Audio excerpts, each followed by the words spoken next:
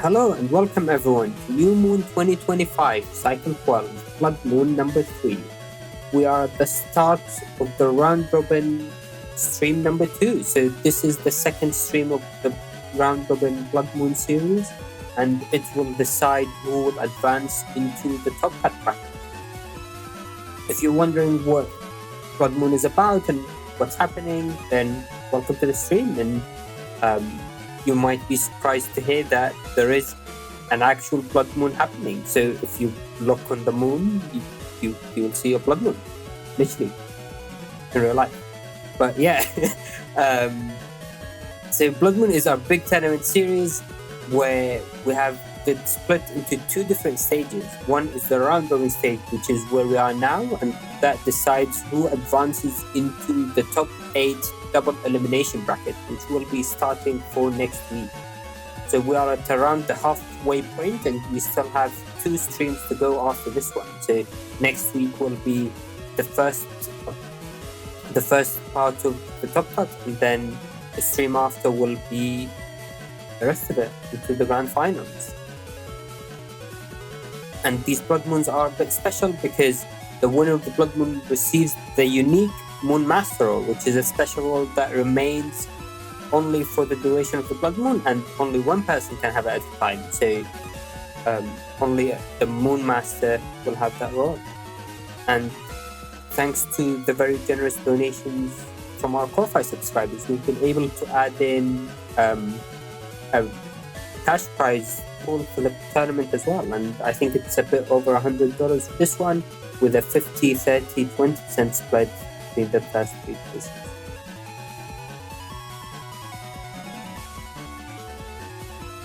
And yeah, I believe that is all for the introductions for today. Joining us today on commentary is going to be SoulXCross. Hello, Soul. It is good to be here, net battlers of all ages and all kinds. I want to see the tyrannical ruler of this blood moon to rise into their true and dominating providence. AKA plyerzero. Let's see how well you win this tournament this time. All right. That's quite the introduction. But with that, let's head into the setups for our first match of the day with plyerzero vs Not That Fast. So all right, plyerzero. Yeah. I want you to give me a rundown of your folder, bro. Like, keep it brief, keep it simple. Tell me, what's the goal here? Okay, so this folder is, just watch the last blood moon because it's the same folder from the last blood moon. I thought it did very well back then. It seemed had few fun things and a bit of unique stuff to it as well, where there is the anti-sword, anti-recovery, anti-navi, and anti-damage. So you can make it fairly difficult for the opponent to guess which trap you have up, and has that mind game aspect to it. And otherwise, it's a very solid, fairly generic folder with a lot of good chips overall. I think it's very solid indeed. I like the acronym that you have going here, the UK knees. I don't know what makes the UK knees really powerful. Maybe UK or people who live in the UK have much more powerful knees than I do, because I'm feeling pain in my left knee right now.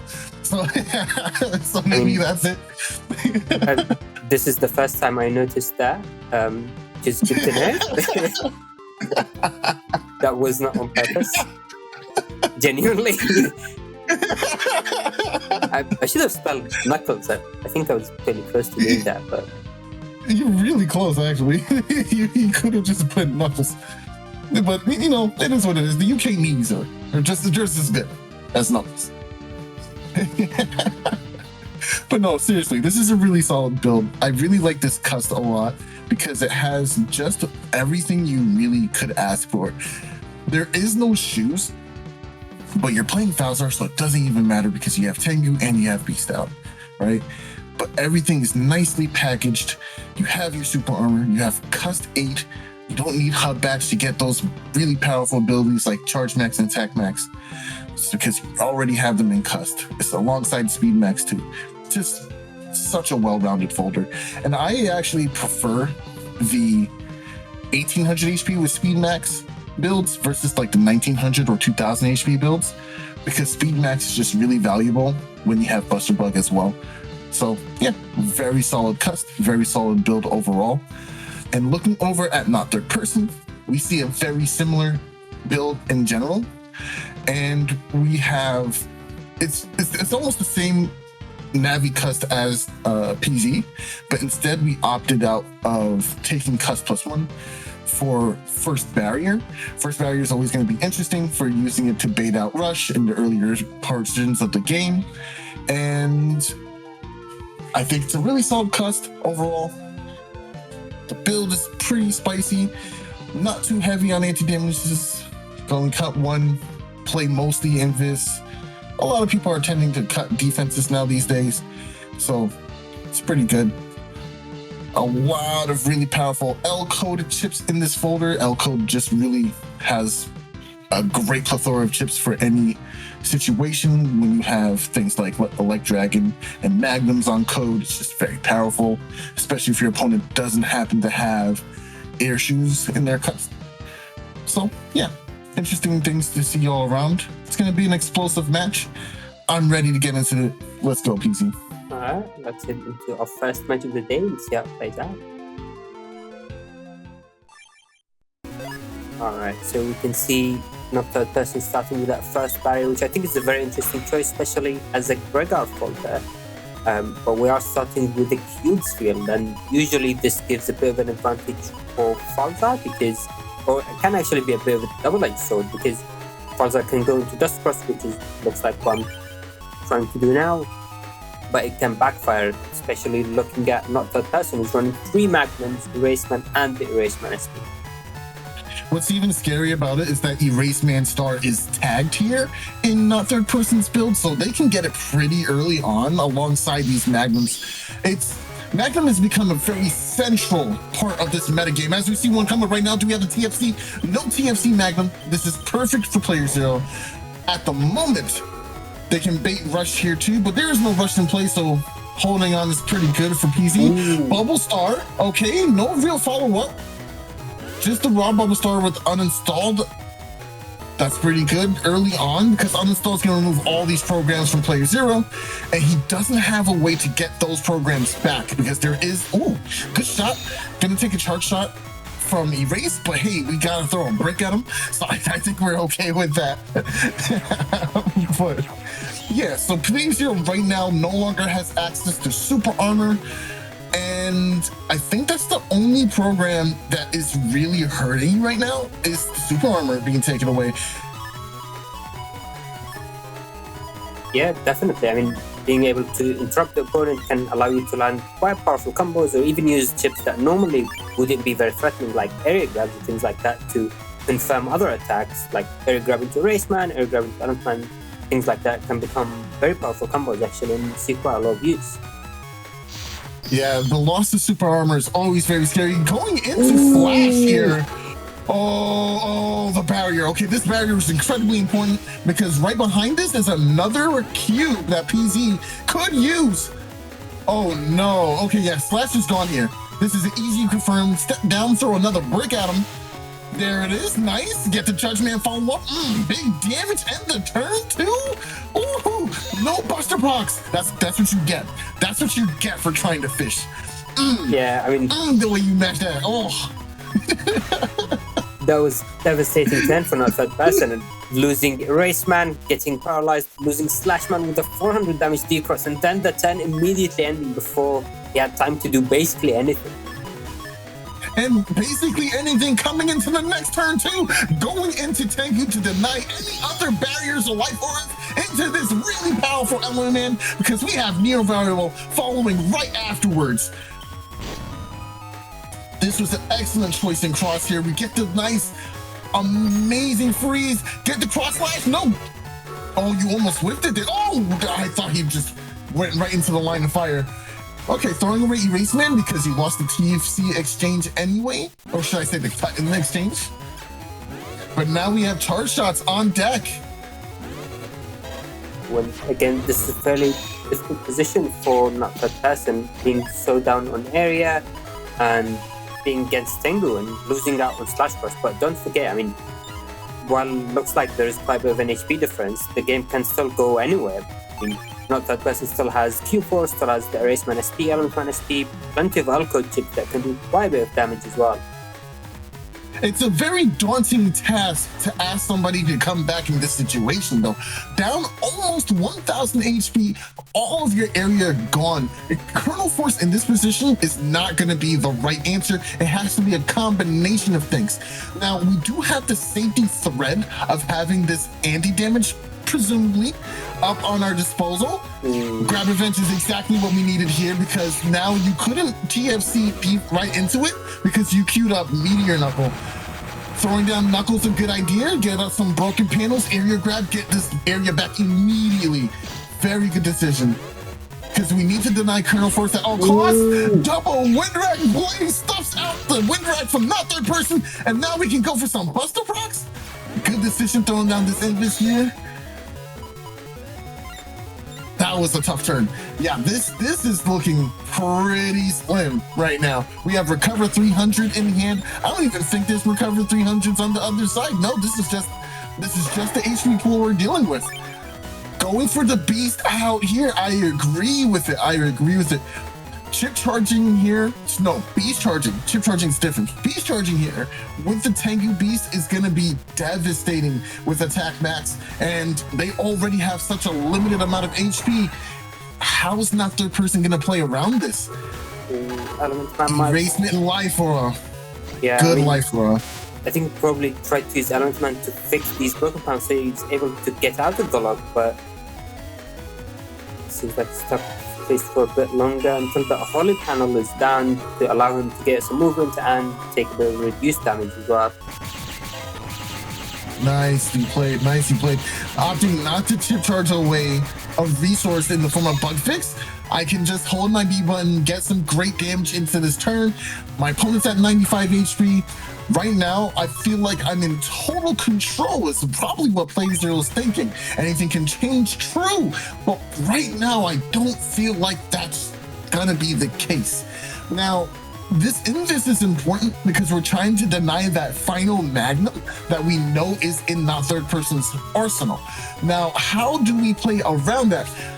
If I have Magnum, do I put that up first, or what chip can I use to pressure PZ into using this defensive options early on? Now, PZ wants to camp these chips, which is why he chose it in this order. So that way he's just flexible defensive-wise, because he still has Muramasa and another assortment of powerful chips he can beast charge away in the later half of this hand. So he's feeling perfectly safe sitting down on this B button right now. There goes the Magnum. Easy TFC. It will not take the trap. I can hold my B button, force out another option until the game's over. And that's it. Nice. Very nice. Yeah, I mean, from the start, starting these cubes, getting D across is very, very difficult start for that third person. And it looks like going into game 2, this is just the standard field, which you'd think would be more common, but actually feels a fairly rare thing to see. I don't think it feels like there's almost something that's not in the field. Yeah, the fields are always varying. It never feels like we get standard field very often at all. I think that's what makes certain crosses much more powerful too. Like any object-based field, we're using guardians, boulders, or even our very own rock cubes like we saw in the last round, just really gives SoulXCross that edge of being able to be left and then throw out 200 damage on a whim. Nice barrier. Barrier will deny the magnums. Eraseman is also going to go ahead and deny. It's going to be denied rather from the barrier.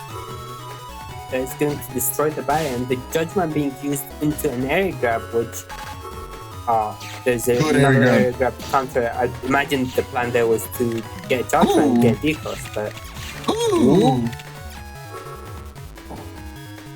got 2 back-to-back buster. Must be nice, plyerzero. That's some good gambling, Buster. Oh, not that person didn't get a single one to proc that potential anti-damage. I don't think he really knows which trap, and the turn 2 Meteor Knuckles as well. It's quite lucky. Now, this Meteor Knuckle is not going to have the maximum amount of value in terms of damage, but the benefit that we do get is locking our opponent's field up, right? We get to break all these panels around them and potentially put them into a position that they cannot recover from. Now, Tengu is the best cross to do that with too, because now we can just simply be left, pull them forward, and then use Meteor Knuckles. And that are trapped. Now I can go for my charge shots. Okay, good confirmed from not third person. Oh, this is not anti-damage? Okay, I can just do whatever I want now. Throws out the element, man. Throws out an Electragon with uninstall. Punish the fact that my opponent doesn't have anti-damage or any other defense that they want to throw away into right now, because PZ wants to protect Tengu for as long as possible, right? Which is why we didn't see an immediate TFC right away, but it worked out in favor from not third person there. Yeah, and I mean, not third person knows that this isn't anti-damage, it's not anti-navi either, because it's used Element Man. So it's either anti-sword or anti-recovery, and because in this matchup anti-recovery doesn't do anything, and it's very early, there's no real point of using it that very early, so very likely to be an anti-sword. And I think in this position, what I had in mind is using SoulXCross to activate his anti-damage to then activate the anti-sword.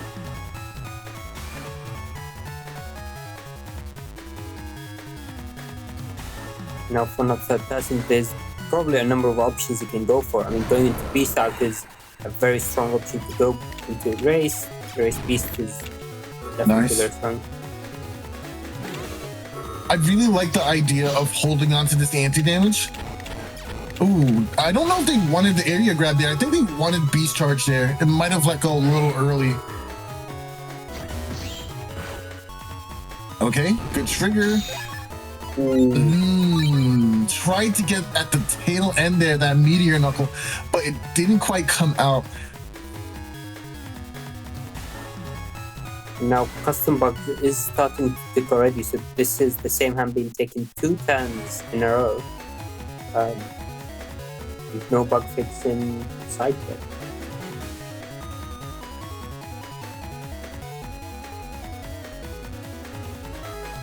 Now, I think not third person is in a much better spot this game. They're getting their beast charges out. They're getting their charge shots to land, sticking some damage on the board. It's looking quite nice for our hero. Wait, hero? Huh? What? Huh? What? What? Okay, there goes the Meteor Knuckle. That will trap the opponent. Ooh. And that's not what you wanted to see.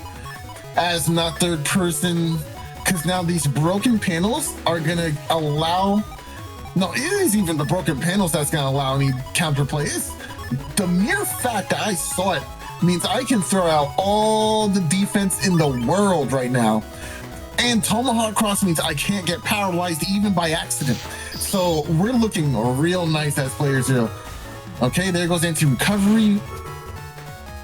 So the reason for the anti-recovery is to bait an Element Man or Element Man SP, because not that person might have expected the Tomahawk to come out and would have wanted to use Element Man to deny it. That's why I wanted to start with the trap, because we didn't know. Ooh. Good beast charge, gets rid of the life force. Still a good position to be in if you're not third person. The time out of the beast out at this moment is actually what you would have liked to see, because now we can use our crosses and our charge shots again. We have Sanctuary set up and we have a positive area notation. That means we can start pressuring big damage with SoulXCross right away, which is why we see PZ going right for this area grab, trying to make sure, oh, okay, we went for charge cross instead. That's just as good, because now that we can get a potential punish. Oh, good barrier, good barrier. Do you choose ice? No, you go for the grass. That's the right answer. No, the D-cross on grass. That's big damage, baby. We see another charge tackle out here. Good defense, good defense. Patiently waiting on the sides to try and deny these charge tackles. Very nicely done. But it is looking pretty good for our Gregar player right now. No bias, but I'm hoping my third person puts in a couple more of those tackles, you know what I'm saying? And I mean, as people are saying in both YouTube and TikTok, the HP bug is actually starting to stack up. And that's one of the benefits of having uninstalled early, and that Raceman miss that could have been game. That really could have been game. The ×2 on that, and didn't. Oh, okay. Maintain this barrier. Oh, could recover. And there goes the panels being broken. No air shoes means that I can't move around as freely as I want to. We don't have the ability to go for something like Tengu because we're in Gregar. We don't have a form that can give us air shoes or even float shoes for that matter. But looks like, yeah, I mean, not that person being locked in place until these panels get fixed, and I don't think we are in slow gauge. So yeah, this is normal gauge, which means these panels will remain broken until most of the time. Ooh, Magnum come down. Nice Magnum. Nice. Nice ×2 damage on that one. Barrier 200 still surviving. Another Magnum coming down, getting a bit of damage, breaking these panels. So these panels going to potentially be an issue next turn. Element rolls into a leg dragon. This Muramasa needs to make a mark if PZ wants to stay in this game. The chips counting down is pretty tough too. No beast out to rely on either. It's looking quite tough. Goes for the beast over. Beast over into a Muramasa could be devastating, but I'm not sure if it's enough. What happens after the beast over? That means we can't use crosses anymore. But at 33 HP, the game is pretty much at an overstate. Oh, he lands the Muramasa. Okay, that's pretty huge. /cross is not the right answer, I believe. Yeah, that's tough. That's tough. Well, I think this is a game 3 situation. Yeah, that's tough. Oh, the grab revenge coming down, and that will take us into a game 3. Yeah, for sure, for sure.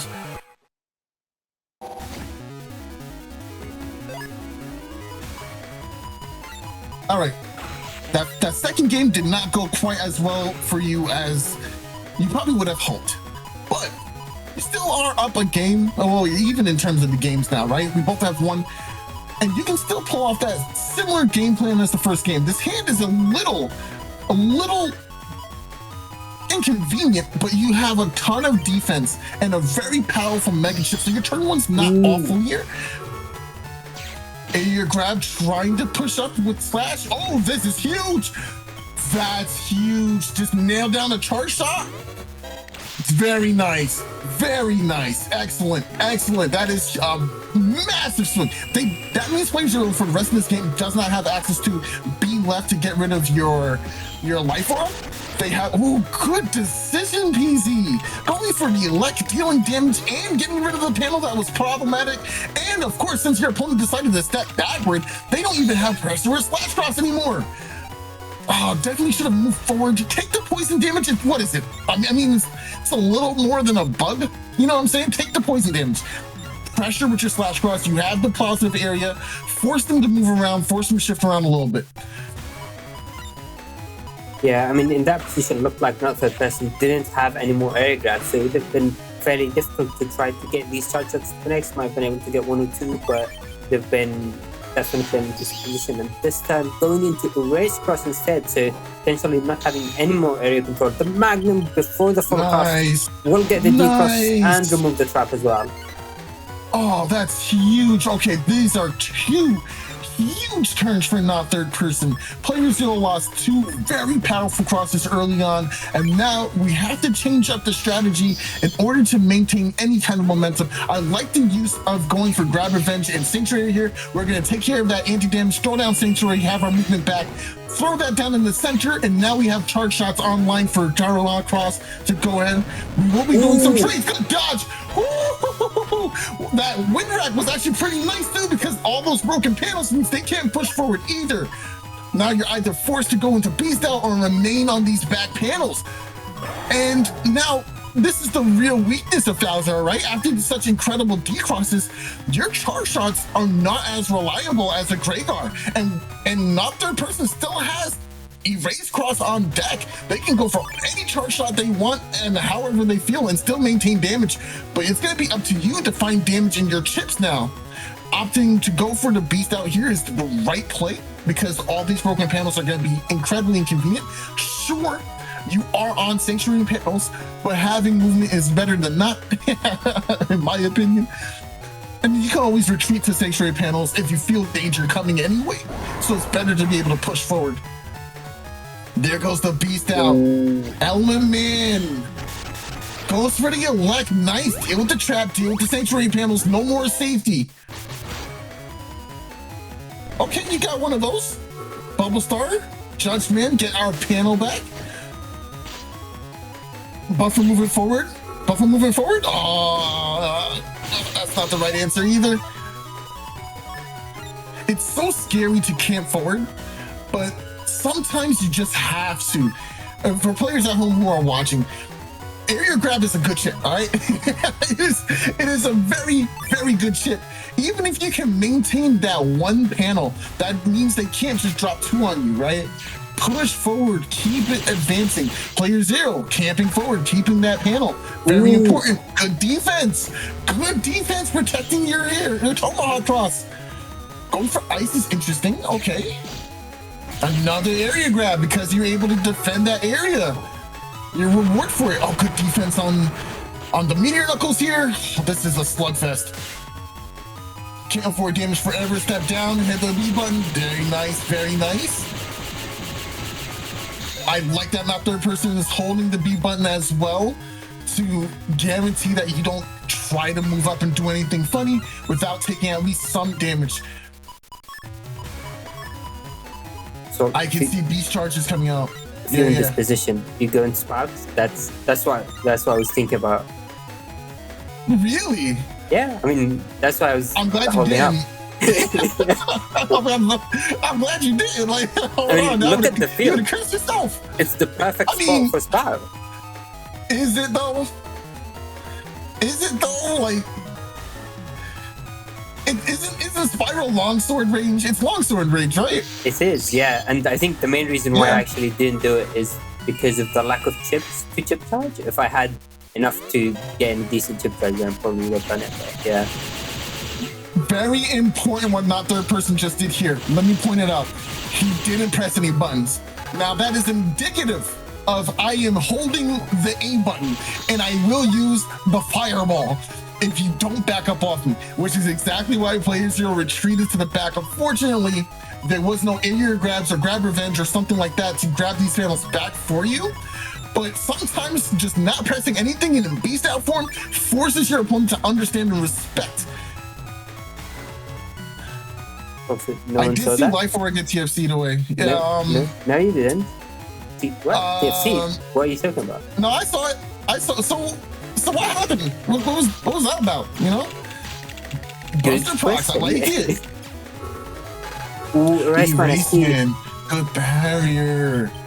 Good barrier. Oh no, that's not what you wanted. Okay, you have the wind rack. All right, it's not as bad.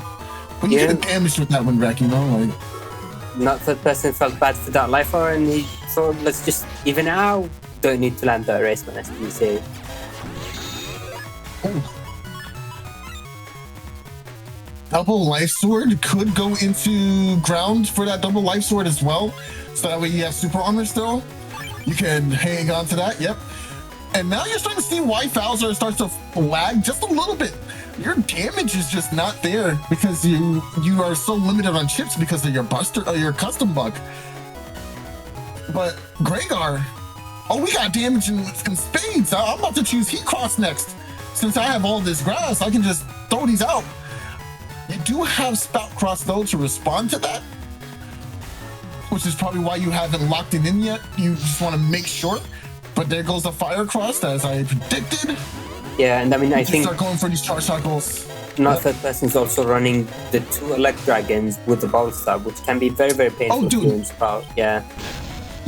Yeah, he used Heat Cross already. What am I thinking about? Oh, good positioning? Oh, even better positioning. Aggressively camping forward, maintaining that area with your body. That's how it's done. If I'm positive on area, I'm not gonna just give it away for free. I'm coming forward. I'm camping forward. It is scary. It is scary to do this, yes. But this is how we win the game. And I will. Good D-Cross. Oh, the barrier! That was important! You have to go for double life sword to get any value. Step back. There it is. Oh, did you hit it though? Oh, you got those! Okay. Oh no, that's not good. Go get your damage! What are you waiting for? Go get your damage! Oh, I don't know. I didn't like that. You're scared of 50? You're scared of 50 damage and you're doing like 160 with those first shots? Nah, bro. Can't be me. Can't be me. I'm getting my damage in right now. My third person being a little too safe there. I would have went right down there, bro. Hold this North Thunder, bro.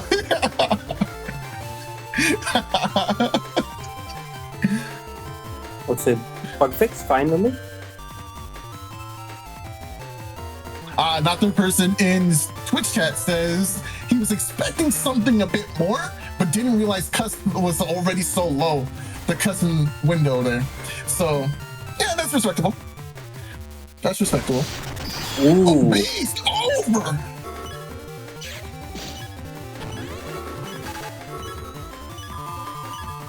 Okay. So this is an interesting play, which I was actually fairly proud of,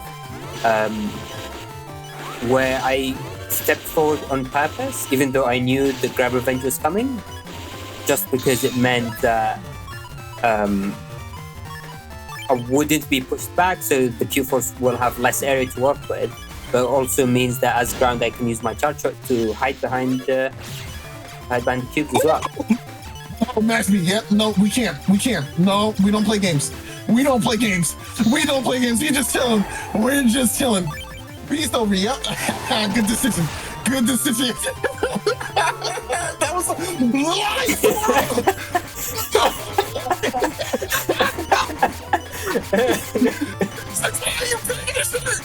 This is why you bring us to baby.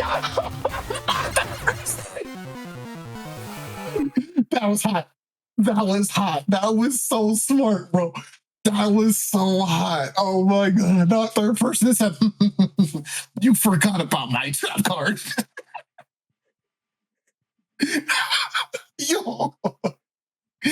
Yo, did you remember that life orb was still in play? Or did you think he like threw it away? Completely forgot about the life orb. I mean, at that point I had no other answers to it, but if I had remembered, I would have tried to gamble by stepping up and going for buster shots and the 50-50 if I can get it. But yeah, I completely forgot about the life orb and I had no answers to it, so that was game. That was beautiful. Oh man. Oh man, I don't have beast over PZ. Oh man, you have feathers. There's nothing I can life for. Yeah. It's so good.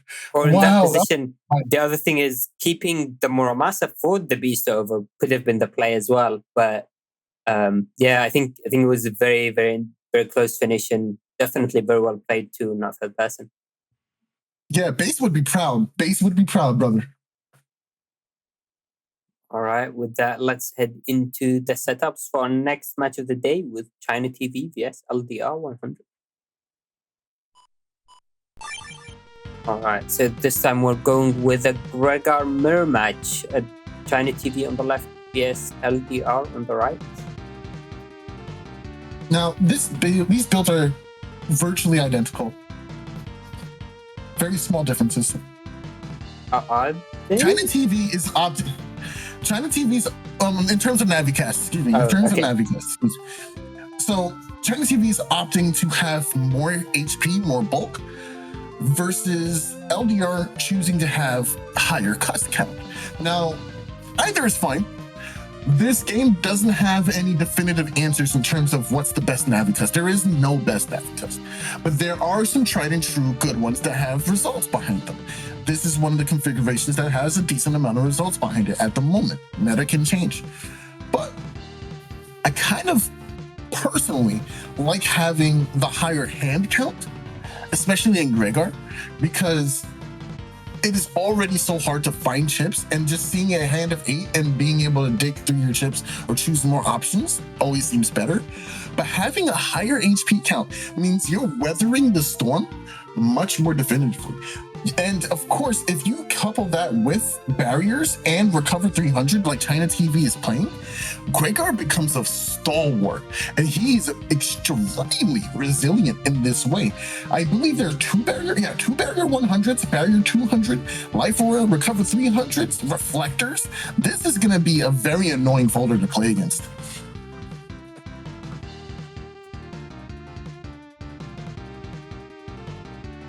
Conversely, looking over at LDR, we see a lot of E-code in here with the Element Man Brigade. We got Element Man, Element EX, and Element SP alongside Judge Man and Erase Man. Now, I think Element Man EX is the only EX battle chip or battle mega chip that people actually think is worth using because it's Element Man. I don't even see people using Erase Man EX. No, I don't usually see people using most of the EXs, but Element EX, kind of fire. 3 of them things is kind of good. Yeah, I mean, I was gonna say maybe maybe Erase Man and Judge Man pretty good, but I think I agree. I feel like people barely run them compared to Element Man EX, who's already in a fairly good code, which we see in E code here, has a lot of combos, a lot of really powerful chips, especially works well with both Gregor and Falza with the chip bonuses as well. It's just really, especially since it's on code, right? You have several other chips in here on code. Why not? Why not play 3 Element Man? That sounds good to me. We've been seeing a huge shift in terms of meta thanks to the revolutionary program named Tango. This is the program that we play all of our matches on. Now, because of Tango and rollback netcode, we've seen the rise of Magnums. We've seen the rise of Element and all these timing based chips that were much more difficult to use in a slower net play or a non-rollback environment, right? But now, thanks to rollback, we even see Neo Variable. Neo Variable was used, but you would only see like maybe cross slash, especially when there's a lot of lag involved, a lot of that input delay. But now, the game has changed. Everything is different now. We're seeing some really good stuff in there. I think this folder here is pretty solid. I like LDR's build very much. All right, and with that, let's see how the two play out and head into the match.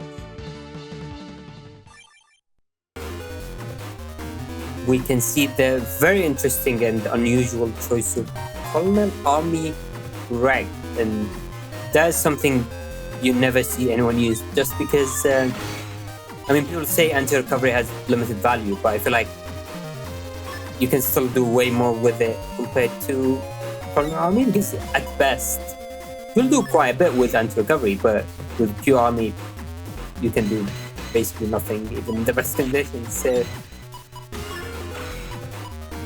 now here's my thinking, right? Colonel Army is interesting. When you see the object fields appear, Colonel Army is slightly more reliable than, let's say, Dustman Star, because it's not a mega chip. That being, Beat will always come out and steal the first mega chip that you have, and that moment of time will allow the Falza player to be left. But if you mash out the Colonel Army, they can't respond to it. It's almost immediately. And often it'll come out before to be left from a SoulXCross. So it's interesting. It's an interesting tech. And it's beast chargeable. So I understand the ideology behind it. I'm not sure if I'm a fan or a believer yet, BZ. Yeah, I mean, it's definitely not something you'll see people running, and it's objectively not good. But I guess let's see if it gets enough value to make it worth it. I mean, in this position, so we've seen ChinaTV go into SoulXCross vs LDR going into a lag, and it's very interesting dynamic where both players are breaking each other's field and limiting their movement to allow them to land more charge shots. ChinaTV playing it more careful and staying in place, trying to bait a charge shot, but LDR going into the turn 2 beast out. Let's see what comes out of it. All right, Elect Pulse will go ahead and deal with that anti-damage really quickly. Reflector is interesting. Waiting for the oh, okay. Oh, we're flashing so. Oh no! Right when the flashing ends. Wait, did that actually land? On the wind wrap. What?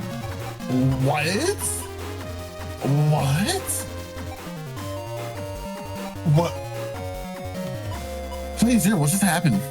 No, that's gonna hit. That's gonna hit into the anti-damage. What is that phantom hitbox right now? Does it still think reflectors in play? Like, okay. Ooh, the anti-damage disappeared. Wow, huh? Okay. Sure. Both players using Judgment. This might be a Q4 stun for LDR, and it is, but oh, the good drag. Oh no! The walk forward. The walk forward was important. LDR using his Gandalf sword too quickly, and ChinaTV being able to buffer movement, which was crucial. That saved him 480 damage in that position. Because, fun fact, or maybe not so fun, but holy panels do not reduce the damage of Gandalf sword. Now, I find it interesting that Colonel Force and GDS3 are like really powerful together. I like that combination. I think it's interesting. But people need to know that there is a timing to that. Wait for the Colonel Force to confirm a hit before going for your GDS, because you're going to lose out in value in that way, right? Just as we saw, the walk forward did happen. Ooh, good chip charge. Nice life aura. Forces you to get rid of this recover 300. Converting recover 300 into 200 damage is good value in my opinion, and it's worth it. Interesting. Oh. Ooh, the Guardian being placed, so that is going to make it more difficult for actually ChinaTV to land the chip charges. I feel like the Guardian might end up backfiring, but looking into this next turn, LDR doesn't have many crosses left. I think he's used leg and erase. I can't remember, yeah. We still have slash. I think we still have heat and charge. I think those are ones we have left. But then in this position, slash is the only one LDR would be able to use without hitting that Guardian, so it might actually be worth it at some point for LDR to just take the hit on the Guardian and try to land more charge shots. But interesting twist, he decides to avoid going to any crosses and just wait it out. Ooh. Oh, good intuition here. Stepping back. Oh, Ooh. Oh, back 200. Barrier 200 starts going up, by the way. Wait. Oh no! Oh no! That is not the position you want to be. This might actually be enough. Okay, I was thinking it might be enough for game, but it's quite a lot of damage. Gregor Beastbuster is devastating. That's 500 damage just from the buster. Remember that time we played Giga Chips? My B button's a Giga Chip. Think about it. Yes, sir. Non-flashy, non-flinching damage, baby. Pure unadulterated machine gun. So damaging, bro. That was not the. You can't even. You have to have area grab. Like, there's nothing else you can do. Like, you just have to have area grab, bro. Like, there's no. Yeah, I mean. So that's LDR, man. Oh man. Movement traps like this are always very devastating, and now if ChinaTV tries to capitalize on it even more, they might be able to deny LDR even more and basically take that game just from that one movement. But let's see what LDR has in store for us. Oh man, that's so good. Guardian protect. He protect and do his job well. That's what happens. So well. You get lulled into this false sense of safety. I think slash is the right answer, but the Delta Ray. Wait. Okay, Delta Ray wasn't gonna get max damage. You are gonna take damage from your Guardian though. And the Invis will activate afterwards. So yeah, ChinaTV is unable to land charge up, but we do have the Element Man left in play. So ChinaTV might be able to use that to bring LDR to 1 HP and then. Oh, they didn't have charge. Oh, go for what? Go for what? Yes, sir. Get the damage in. Oh, go for charge shots. Oh, this is scary. This is scary. This is very close. And look at that HP drain on ChinaTV as well. The HP nice damage. Oh, good invis here. Okay, I love the stacked defenses in this position. I think that was the right answer. We're going in for that cheeky charge shot, conditioning the opponent into pressing B. Like, yeah, we're both just going to be pressing Bs. That's fine. Nah, boy, slash. But then look at ChinaTV's hand into this next turn. He has so many defensive chips and even a recovery 300. LDR really needs to have something big this turn to be able to bring it back. The 20 HP with no recovery is going to be very difficult. The life drain is insane from this bug here. It's ticking down so quickly. Look at it as it wraps down. Gotta get rid of this barrier. Barrier gone. I don't think LDR really wanted to use that Magnum in that position. If he had destroyed the whole road, then he would have been able to avoid it. But now ChinaTV trying to go for buster shots, keeps missing. Nice, nice. A single charge shot can change everything, and ChinaTV is down to the last 2 chips. There is still a roll which does decent amount of recovery. If there's no defense, that will take us into game 3. Oh man, that was the right answer. Got the recovery from it just in case too. Very good to have on hand in that exact situation. Game 2 here though. Oh wait, that is a game 2. Oh wow, I thought that was game 3. That was a very intense game. Yeah, that was a long one. We was in the for that whole one, man. What is the like 10 minutes, 9 minutes for game 1? Yeah, that's a lot.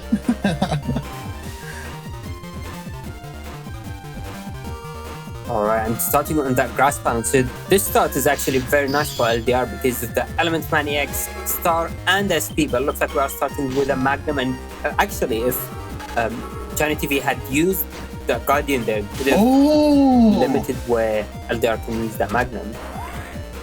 Yeah, ChinaTV got one frame just now. Oh, no charge shot confirmed. Ooh, the nice. Judgment response. This Guardian's gonna make it a little difficult. Just gonna go for it. Okay, take the damage. I respect it.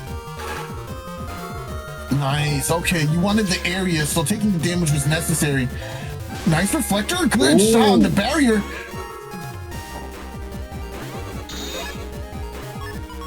Very nice shot shots from LDR, being able to get ahead on that exchange, even though it started with quite a bit less HP and ended up taking that Guardian. And now ChinaTV is looking to reclaim the area back. If LDR goes into SoulXCross without having any extra areas, this could be potentially a very rough time for LDR.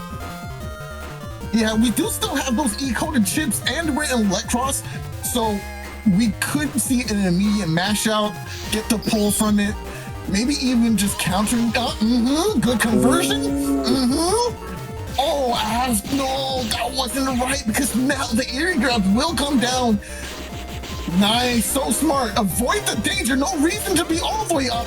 I can maintain aggressive. Oh, no, but just forward. No. Okay, but this is also going to return all the area too because of that grab revenge from earlier in the round. You were in the right range, LDR. You didn't have to walk forward, but you got greedy. You saw the sun and Icarus was just allured by it. Oh, I can fly up here. And now you're crashing down into the sea.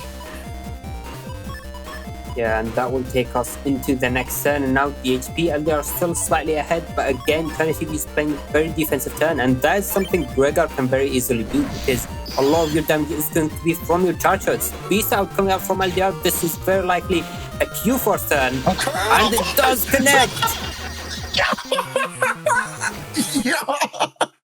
Remember how long game 1 was? Not when Colonel Force is in effect, bro. My man hit him with the okie doke. No mistakes this time. This is why you don't sleep on Great Guard, bro. Colonel Force must be respected in all shapes and all forms. It is so powerful. So powerful. Oh man. And now we are in game 3 now. Yeah, so now we're in game 3 and it looks like ChinaTV is considering taking that Guardian first and then the Q army. So that one frame by the Magnum, but luckily ChinaTV had the invis. That means the Guardian will get blocked though. Very nice, very nice. The proper Magnum placement denied the Guardian by making that hole there. Oh, that was interesting. Okay, we have the area grab. We can get out. Nice. Ooh, the Element man. Buster, yes sir, and the touchdown. Oh, yeah. And it was almost there, LDR. I saw the vision. I saw the vision. I mean, I feel like that was a bit too greedy. I think going for a charger, just confirming that and getting the extra damage would have been nice. Yeah, but imagine if he had gone both, though. You know what I mean? That would have made me feel good, you know? Grab Revenge will not take back the area here fully because of that hole. The books will try to get the area back, but okay. Now if you have a wind rack, you want to use it. Lifer. Let's see which Navi was that. Looks like it's activating anti-Navi, and there was a judgment, but ChinaTV has a wind rack into the stern, so unfortunately LDR's Lifer is going to be removed very quickly. Another area grab coming down, and why? Hug forward. Very good play. The reason you hug forward in this position as LDR is because now your opponent has to step back to get any damage from SoulXCross, and if they do, you just use 2 judgments in this turn. That means you're going to be getting your area back regardless. They have to have another area grab if they want to maintain SoulXCross pressure, and you can stay in this corner for as long as you like. We live here now, you know. And looks like for this next turn, ChinaTV is considering staying in SoulXCross, which I feel like is a very risky play because, as you mentioned, there is no area play, and ChinaTV will have to basically be stuck in that position to keep the area and no more area grabs. So nice. LDR retaliating with their own area grab. ChinaTV has a grab revenge to neutralize the area, but no extra area grab, so it will have to be just SoulXCross. Good shot. Ooh, the mix. Oh, unfortunate. Just in case. I love LDR, bro. I love that going for that just in case you walk into the light post. I'm just gonna put this on the table. And if you take it, you take it. I don't know what to tell you. Like, just instant forward, just throw it out there, you know? Also, that was actually a good number of buster procs from ChinaTV, having only buster shots and no speed max, actually. So that was actually quite a bit of good luck with these buster procs. Ooh, this hand is looking quite chunky. I see what you did there. It's all O-code as well. I see it. Don't worry, Soul. I got you. I got you. I love you, Easy. All right, all this defense is really good, but we did see our opponent go into the all-but-powerful Erase Beast to break up all these panels and deal with that immediately. Another area grab, Kernel Force inbound. No, it's just Ellen, never mind. Oh, getting rid of the broken panels. I like that decision here. Yeah, I feel like that's going to backfire against LDR. I imagine the idea is to next time be able to use Q-Force without worrying about these broken panels, but he could have left them cracked and just forced ChinaTV to break the panel that he had cracked. The hindsight to I love it. I love this game so much. Great decision moving forward, and this is what you get when you defend your area. Move forward, push onward, bro. I think this is a very, very interesting position because normally I definitely agree with you, but in this position, it was actually a bad play to keep that one panel because if LDR uses Q-Force here, well, this means the Q-Force will start on that panel, giving ChinaTV time to react and do things. Whereas if LDR had lost the area, then the Q-Force would have spawned at the beginning and would have given a lot less time for ChinaTV to react. So it's definitely a very interesting position. Interesting. We have a long time because of this slow gauge. And these B buttons can add up quickly to deal with the first barrier. Anti-damage up, throw up the life aura. Yeah. Oh no, hold on to it. Okay, there it is. There's the barrier 200. Do we have the wind rack? Elect Pulse Fire Burner Element Man. Wow, we was prepared for a Kernel Force, and it's not even that. Oh, that's a bad look. And the Erase Man. Oh no. Oh no. That's what you call certified bait, ladies and gentlemen. That's what we call a bait. Oh, you thought I was gonna use Kernel Force. Oh, look at all that defense. I hope you got something else. But ChinaTV does. In the form of these all but juicy reflectors. I don't know if going for recover first is the right answer though. I think we're taking these reflectors. So I agree, and I think the reflectors can actually cause very, very interesting interaction. and let's see if that shows up. But I feel like start with the recovery is the right play. And again, because of the way the area looks, there will be some time before the Q4 spawns. Well, not anymore. Ooh. Oh, but we got the area back. The timeout. Oh, we're just using them too early. Oh, that is game.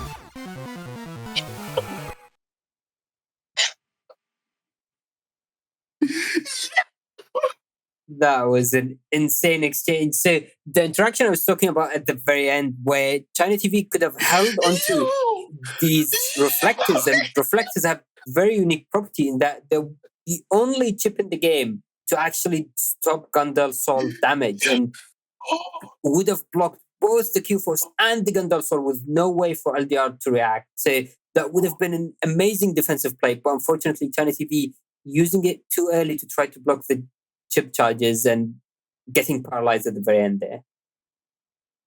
ChinaTV, you're in chat right now. I need you to confirm for me, brother. I need you to confirm.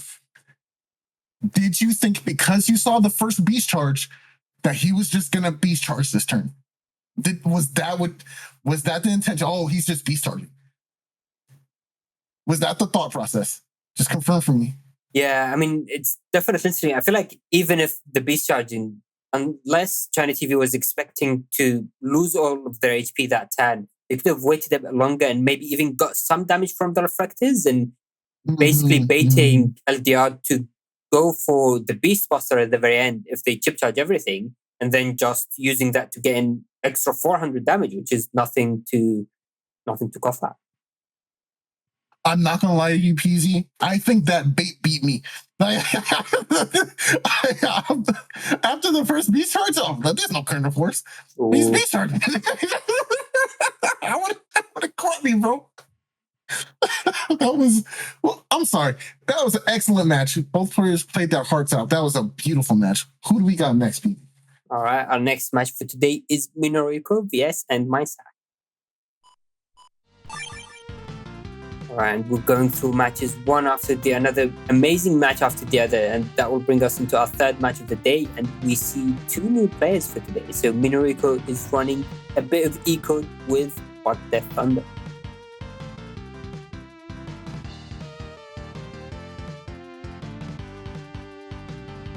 Now, What Death Thunder is a really powerful Giga Chip. I don't think there aren't many bad Giga Chips in this game. Maybe I would say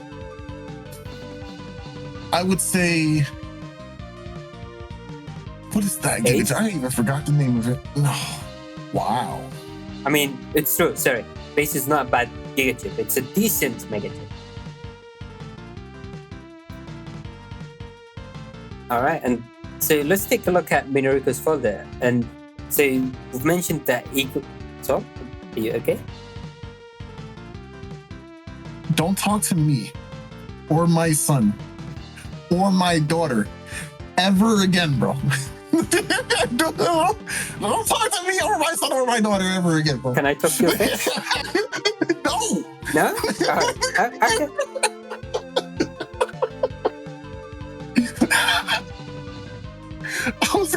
I was gonna say big hook, but you said big. I hate it here, bro. Looking at the heavy cuts for both players, they're playing some animal friends in this round. So just to briefly go over it, because this is something that happens in every game, I just want people to make sure they're aware of it. Rush is the two-paneled yellow piece, right? The two yellow piece right there in the middle for Minoriko and for AndMySax. And what he does is when you use an invisible, he will cancel out the invisible and paralyze the opponent instead. So it denies them using that trap, but they have to be in neutral. They can't be in the middle of a TFC chain. So if you proactively try to use Invis to get a head start, he'll punish you for it. Now, the other animal friend that I tend to not like is Beat. Now, Beat will always, no matter what, take the very first Mega or Giga Chip your opponent tries to use. Very powerful programs, definitely should be in a lot of your builds if you're trying to make a competitive build environment. They're not mandatory, but denying your opponent's chips is always a great way to win the game, and I definitely recommend putting them into your navicast if you have the room for it. Yeah, and I mean, especially if we want to look at this matchup in particular, Minoriko is running beat and rush, so AndMySax has the 3 invis, so rush is going to have very good but still somewhat limited value, but only runs 3 mega chips and Q-Force. So the interesting thing about beating Q-Force is that Q-Force is a real-time chip, so you can't really use it in a dimming interaction, so you can't avoid beat. So either Judgment, Erasement, or Elements Man will have to be thrown away, or beat is going to eat good.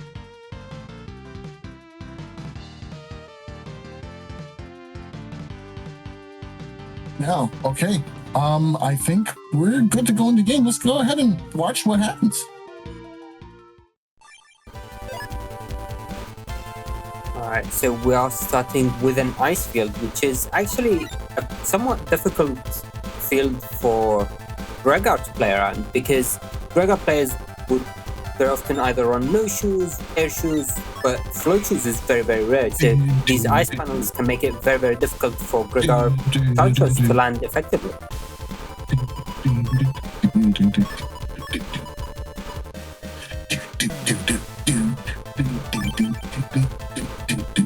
And Minoriko going into SoulXCross, trying to get a read that AndMySax is going to go into charge, or maybe just getting value out of these ice panels. But AndMySax has air shoes and bugged air shoes as well, so actually these ice panels are going to get broken by moving around, and they will be less bad. And these chargers getting in decent amount of damage, and Minoriko, despite having bugged the Thunder build, they also have attack mats, so they still getting good amount of damage from there. There goes Rush, gonna go ahead and punish that in this very early on, probably trying to just get rid of that problem right now. Ooh, I love moving Minoriko, trying to get as much damage in there. Ooh, got the Buster Proc too. Very nice, very nice. They from that single Buster shot, and they're getting in value. Oh. And now we know that isn't, in fact, an anti-damage on the other side, because we were able to safely get a charge shot in there, rather. Very nicely done, very nicely done. Now, really briefly, I want to talk about AndMySax's navicast here, playing 4 attack plus 1s as opposed to the attack max chip, or just to avoid any bugs on super armor. But man, the Cuss 2 bug here is quite scary on 1500 HP from a Gregor. Hopefully that doesn't come into play and harm them in any way. Oh, very nice. Nice confirm. So in that position, Minoriko knew that was an anti-recovery, because that's the only trap other than anti-damage that AndMySax is running. Still got a great amount of value out of those beast charges though, thanks to being in beast out. Beast out chip beast charges are so good, even in default form. You can get upwards of 200 damage if both attacks hit. So I like that they still went with the game plan, still got value out of that turn. But it is looking a little scarier now. When Minoriko still has a good number of chips into the stand, so going into Tengu Beast is interesting, because Tengu, to get the maximum damage, you want to actually step back, so you don't really benefit that much from area. And in this position, if Minoriko steps back, they will lose the extra area. The main benefit with area is, well, I mean, you can use it to check attack, but also confirm the position. Ooh, very nice exchange. Oh, they get a trap though, but what is it? Oh, good movement. Very nice. Judgment too. Yeah, this could be it. Slow gauge? Yeah, there goes beat. Nearing. Okay.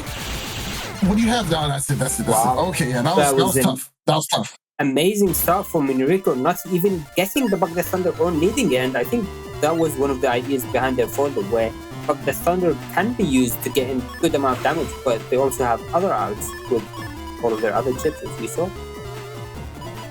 Why wait around when I can win right now? You know what I mean? Like, yeah, like I don't need this. This is extra. Speaking of extra, this hand is looking particularly disgusting. We can see the B left into a quick Electropulse 2 into confirm. Oh, they wanted to punish Dust early. Okay, I understand.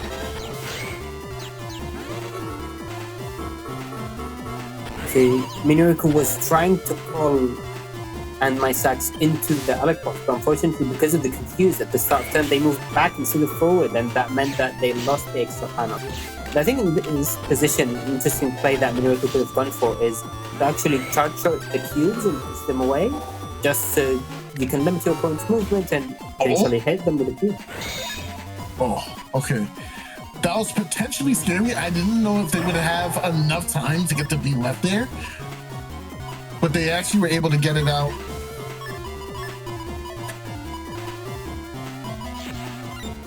Kind of a waste of barrier 200, unfortunately, but not much you can do when you're staring at the Tengu.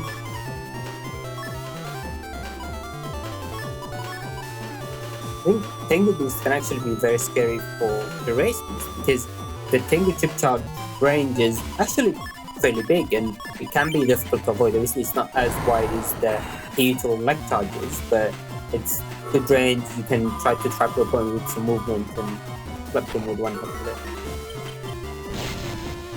Very nice using the Magnum Tomb of the trap. Let's see if that Windrak connects in time for a D-cross, and it does, and uninstall! Windrak uninstalled, no silly question, but this punish is worth it! And now AndMySax is really looking for that bug fix, because any movement can cause these broken panels which trap them and makes it much more difficult for them, especially with Bug Thunder potentially in the future. Very nice play. I like the hand that we're seeing right now. Lex Sword could be used as a combo tool, but we don't have too much following up off of it. But what we do have is a couple Element in hand. Now that could be a lot of damage in this upcoming turn. If we can get the grass portion of it to hit and then follow up with the heat version, that'd be a devastating combo. This life aura is not long for this world. Yeah, and I feel like it might have been used a bit too early, because now what this means is chip charge can destroy it. Though AndMySax is using up a lot of the chips and this elect. Oh, nice. Wow, very move forward, good, very good.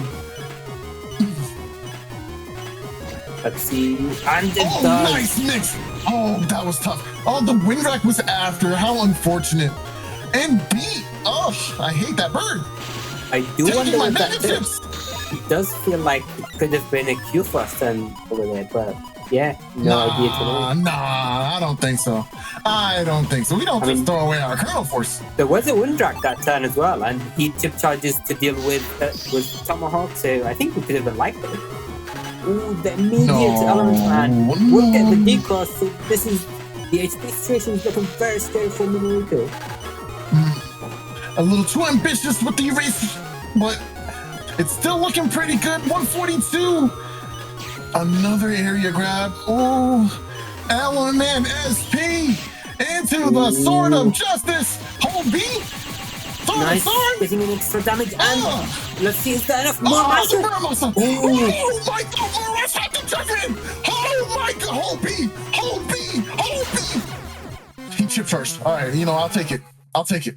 That was clean. Clean gameplay. Efficiency. That was efficient. Optimal. Dare I say optimal.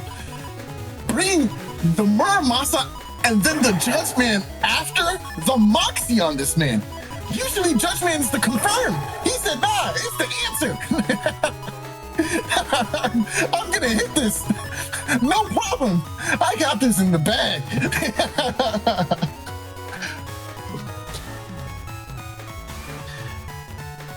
Very beautiful stuff. Very beautiful stuff in this tournament so far. I am quite impressed with the gameplay we are seeing right now. These players are playing to the utmost highest potential, and it is pristine to watch. Quite enjoyable. Are you not entertained? You at home, are you not entertained? Oh, the Magnum didn't hear the cue in the beginning. The Windrak in the second nice Windrak.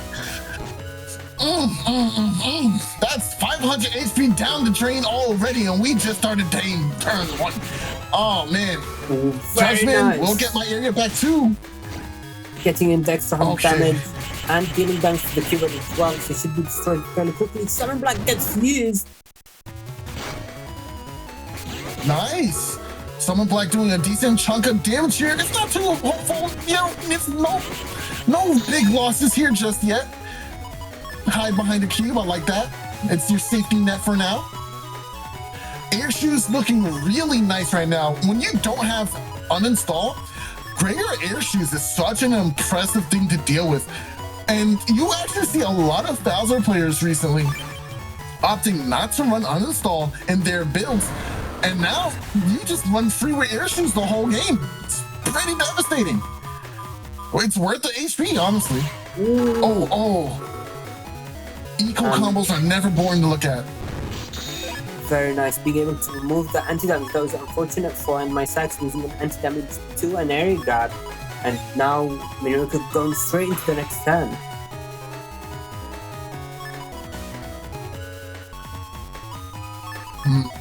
Taking fairly defensive further, and maybe we will actually see some ground-based chip charges, and they can actually do quite a lot of damage if they connect. Raceman SP is going to allow one to potentially be confirmed. Let's see if he's able to land it. Drill drive, yes! This is looking very difficult. Yeah, we gotta do it here too. Yeah, I mean, AndMySax, 1 HP. Oh, the seconds before disaster. That's a good boy. Get him, Rush. My headcanon is that Rush did a damage there. That's my headcanon. What's your headcanon, PZ? Rush is a good boy. Yeah, let's just say that. I was gonna say I don't have cannons in my head, but moving on. That was well played to both players. Well, let's head into our next match of the day with Salad vs Minoriko. So this is going to be a very interesting matchup where we've seen Minoriko play, we've seen roughly the idea behind their forward. We've actually not seen a fairly big part of it, which is the bug the thunder. But looking at Salad's folders, she's going with J-code, just pretty much just J-code, which is a very strong folder, and the spicy twist of 3 buffers. I'm sorry, PZ. I just noticed something that makes me a little sick to my stomach. Yeah. Minoriko's not playing Hub Batch PlayerZero. Yeah, I mean they're running PvP. Oh, there's something in that Navi cust that's okay. I guess it. Yeah. You mean undershirt, don't you? No shirt, no shoes, no service. My good sir. No shirt, no shoes, no service. Not in my store, not in my restaurant. Please leave. Which actually, I think undershirt is a very interesting thing to consider in this matchup, because I feel like it would get even less value against Salad. So Minoriko being greedy might end up paying off, where Electropulse as a folder is generally very good at dealing with the finishing blows. So if you get your opponent to 1 HP, you can very swiftly use an Electropulse or 1 drag. You have a lot of options to go with. But in this position, Minoriko does not have undershirt. So Salad might end up playing around things differently, maybe leaving Element Man SP closer to the end, or maybe saving up a Destroy Pulse as well. I don't know. I don't like it. I'm not a fan. Yeah, I mean, I don't think last game it really made much of a difference, but let's see if it makes the difference this game. With that, let's get into the match. Alright, and during the transition, I don't think our viewers were able to hear it, but there was that faint audio cue for using invis from Colorbug. So Minoriko has more than 4 colors in their Navicast, which activates Colorbug, gives you one of 4 random statistics. So it can be invisible, invulnerability, which is the green invisible bit, confused, or blind. And when you hear that sound effect, you know it's going to be invisible. Looking at Salad's hand, we see that turn 1 bug fix. I think I think this might be a historic moment where this is the first time it ever happened with Salad to get a fairly lucky hand. I mean, we don't see the life aura uninstall and the other like complete destroy pulse, other broken stuff we'd see from certain other cheaters, but the bug fix turn 1 is a very big moment.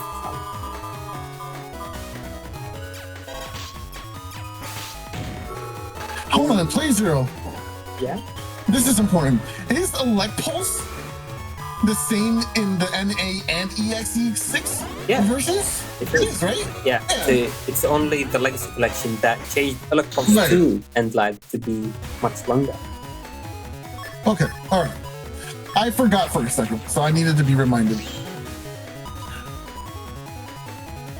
This hand looks really good.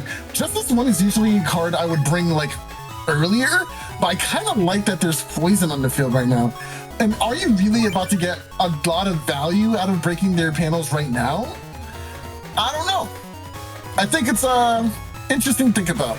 Yeah, I mean, definitely, especially because Salad decided against going into Beast Out, so there are a few pulses in hand, and that might be the reason why Salad avoided Beast Out, because she can potentially use these broke panels to limit the opponent's movement, and then Life Aura, so Justice 1 only hits 200 in the middle, but let's see if Salad's able to get that middle hit to remove the Life Aura. Looks fairly difficult, it might not happen, yeah, unfortunately, and Beat taking away a Navi.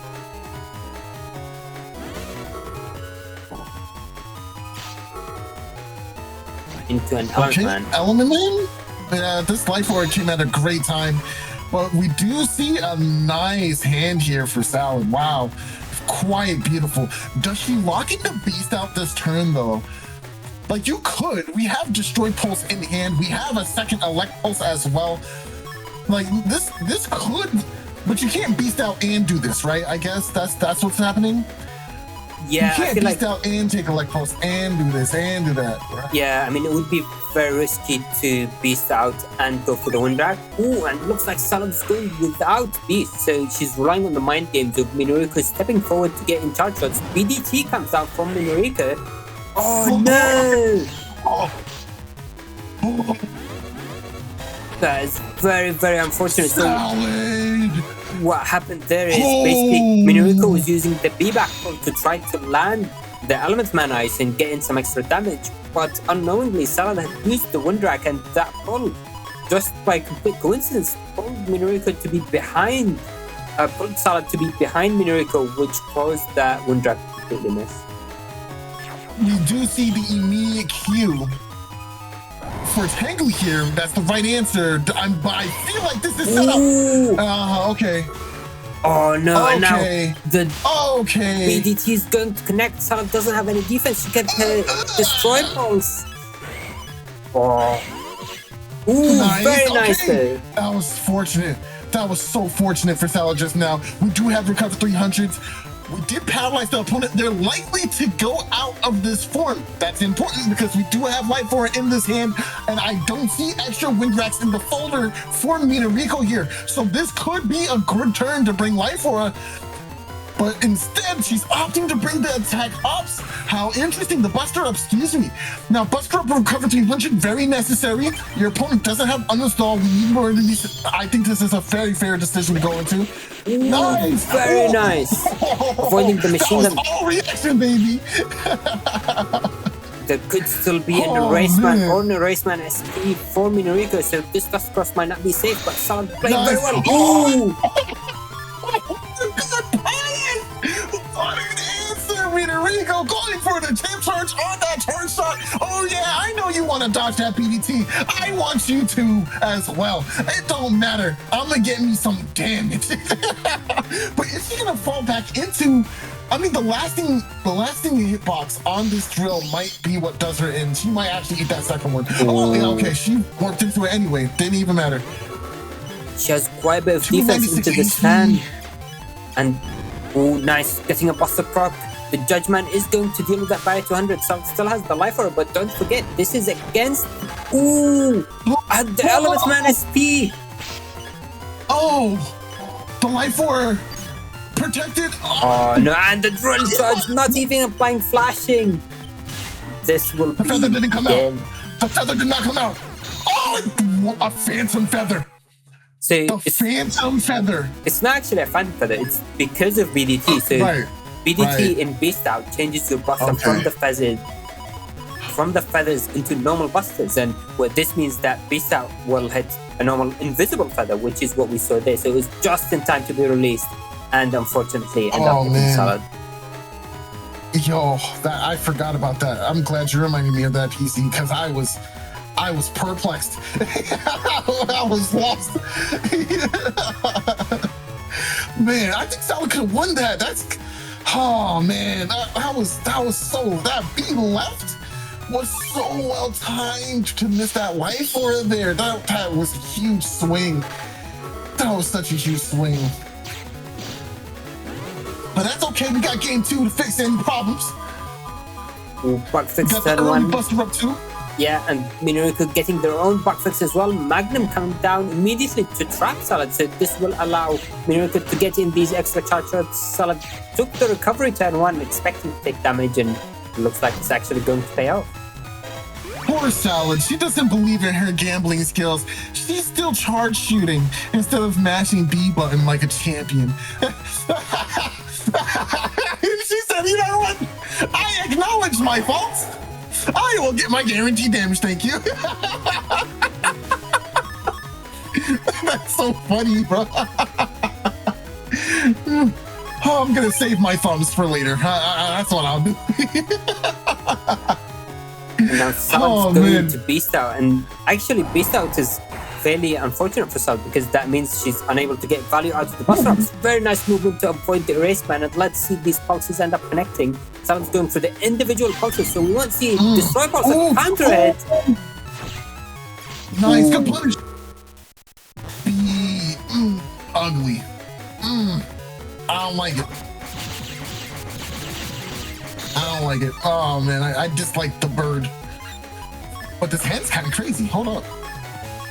Salad has a bunch of Pulse 2s to combo in hand. Looks like she's going for a bit of recovery, maybe using the buster up first. I think going with the Justice 1 could be an interesting play. Apply flashing and then remove it immediately with the Pulse.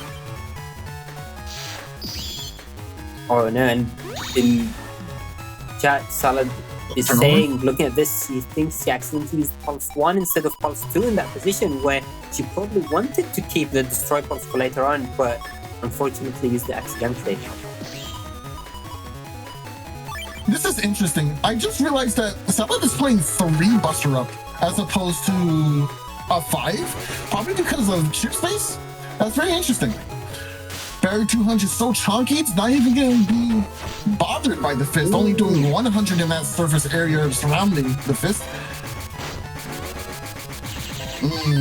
Nice. Very nice. Counter hit. Very nice. Now Salad returns to basement, but she's debating about between taking the defense. She also has the Habbash with fairly strong J-Code pulses in hand as well, so she can try to go for the shield play, and actually shield should be fairly consistent against Tomahawk because of the wind-up, but obviously both players can adjust the timing. Very interesting. Looks like going for ground cross, so potentially keeping super armor, landing some charge shots. Barrier 200 being vital to avoid getting stunned in this position. Rush is going to go ahead and be dealt with immediately thanks to the barrier. We won't have to deal with the paralysis either. But we also have ground cross in play here, so we can just go for some nice charge shots. There's the BDT. BDT coming down, and unfortunately that will potentially destroy the life aura fairly quickly. Salad needs to regain the area to get maximum value, and actually I usually find using life aura with ground cross very difficult just because of the way the sprite life aura looks, and it makes it hard to actually see where the BDT is. Grab Revenge coming down. Nice. Minoriko unfortunately using the invis too early, and Salad with the read getting the answer to that life aura immediately, keeping that one panel is fairly nice, but she is locked in area, so okay, that broken panel got fixed, so it's not as bad as it knew. She tried to actually use the ice there to dodge the wind rack. I feel like she knew wind rack was coming. Yeah, I mean, But in that just position, wasn't. yeah.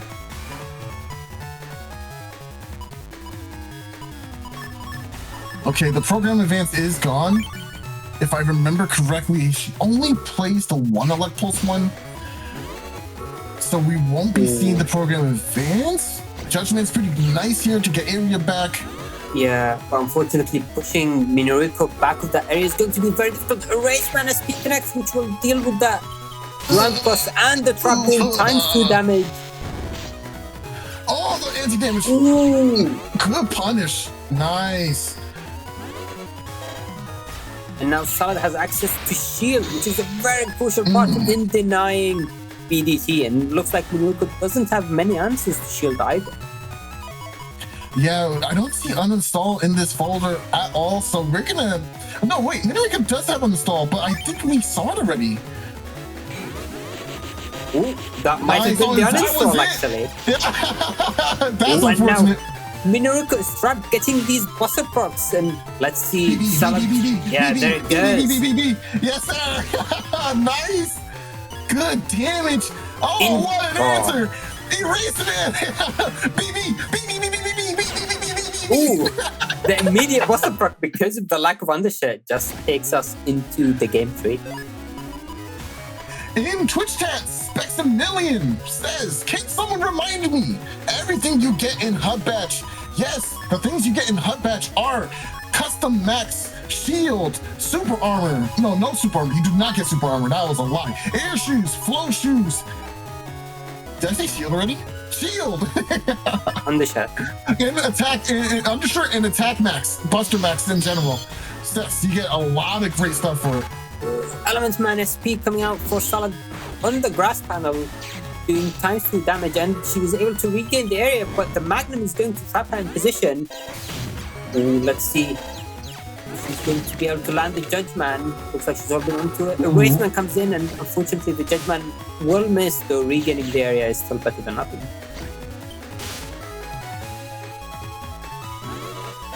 Nice, good conversion. My good friend Charles coming out to play as usual.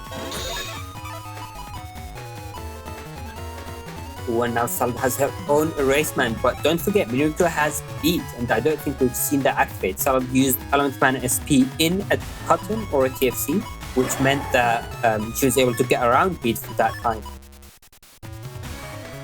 And okay, so it looks like Salad in Twitter is saying she chose to regain the area instead of feeding Judgeman.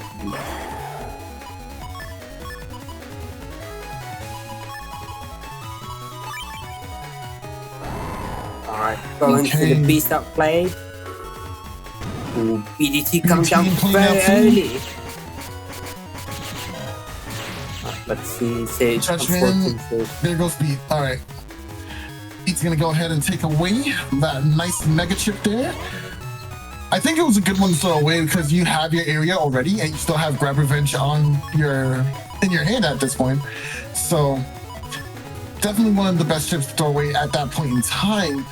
But now we can probably start to see Beast Out do its thing with that Elect Pulse. Maybe get a conversion into that Navi chip too.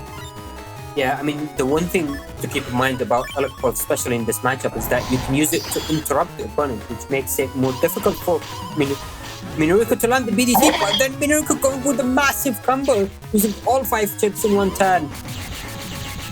Dude, that was immaculate. That was art. It comboed into the BDT. That was gross. Rush being a good boy as well at the tail end of the turn, taking away in this Invis. But luckily for Salad, it is the end of the turn. So now we can escape and get a cross change perhaps and defeat that paralysis. Yeah, and I mean, even though Minoriko had used that very flashy combo, Salad is still ahead on HP and looks like into the stand she finally finds her bug fix. And the potential destroy box might be a bit risky to go for. Going into SoulXCross is a very brave play that I don't think I'd be able to do. Nah, this is it. We gotta be able to clear out the paralysis and move immediately. I think just this one is a great chip to use right now. Ooh, the Fire 200. I mean, I've been trying to go for game. Minoriko going for like doing 200 damage, which I feel like is potentially a bit greedy. I would have waited, and The Justice One value! Woo! Oh! Oh! That was chip lockout. That had to have been chip lockout on the full cuts just now. I don't know.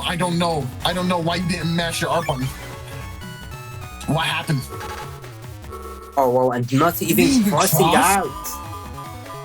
Now, Solid can potentially just finish off the game with button shots, and there it is. Why didn't they press L and R there? What? They must have just been shocked. Yeah. They might have been shocked, like, whoa. And they dazed off for a second there. Oh, man. Nah, yeah, chip lockout wouldn't matter. Yeah, Solid just said it. Chip lockout wouldn't matter because you can still press L and R. You can still escape. They were mashing everything out, so they didn't have the timing. Oh, okay. That makes sense. That was rough. I ain't gonna lie. That was a good fight. All right. And before we head into our next match for today, we're going to be taking a short 10-minute break. Then we will be continuing with today's action. All right. Thank you, everyone, for waiting. Hopefully, we had a good stretch. And let's head back into more net battling action with our next match for today, Rocku vs AndMySax. Alright, so we've seen AndMySax follow, we've seen how they want to play and the general idea behind what they want to do. Whereas Rocku is a new one. So Rocku is running 1400 Navicast, which is called the Salad Cast. It's basically a Navicast that Salad was able to come up with before anyone else, and it actually took quite a while for people to figure out how to recreate it, just because it's such a good cost. It has a lot of value, gives you beat, rush, max custom, good amount of attack, charge max. The main issue is having the fairly low 1400 HP. Now 1400 HP is very scary.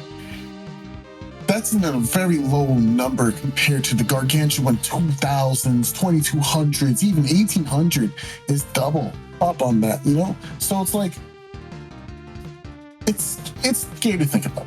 But you can circumvent that HP deficit with Recover 300s, good defense management, and understanding resources. Now, when it comes to smaller HP pools, do not think that, oh, I can just land this one combo and the game will be over fairly simple.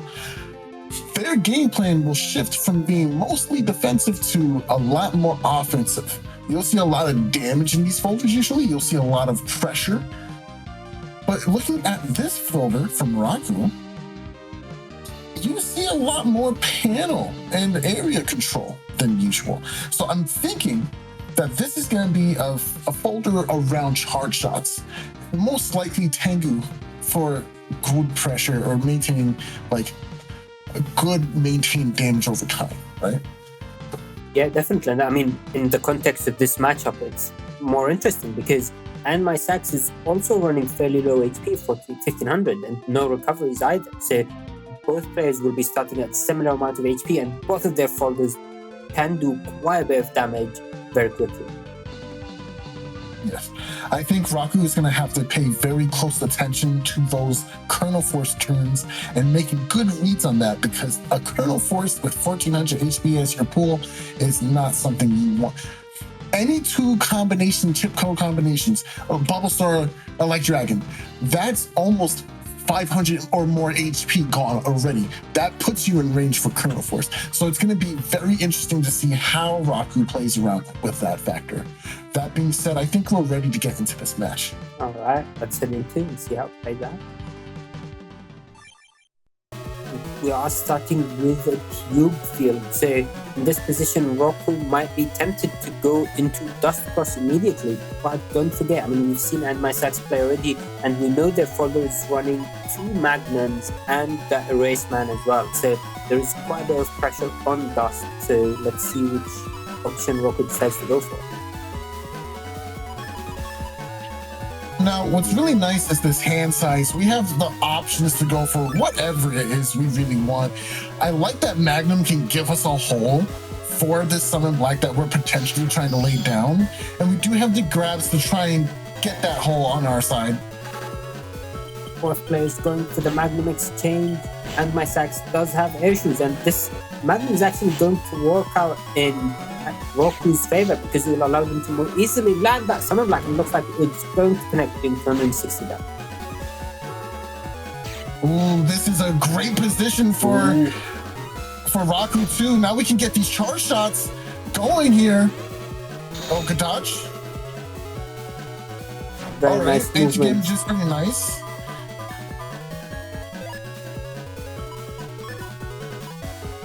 Oh, very nice. And now Rocku has the anti-sword as well, so Rocku is going to be able to use that to deny potential something like that might come up from AndMySax.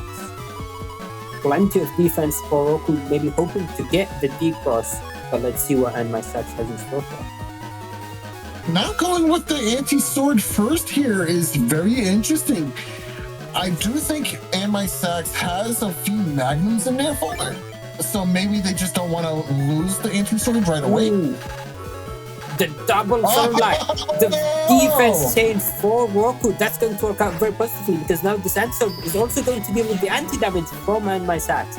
Rush activating immediately. This is going to be a guaranteed D-cross for Rocku. Nice, nice. Never mind.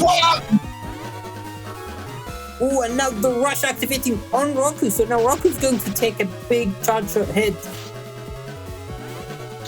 No follow-up, just a charge shot, that's fine. But at least you maintain all this area that you just took as Rocku.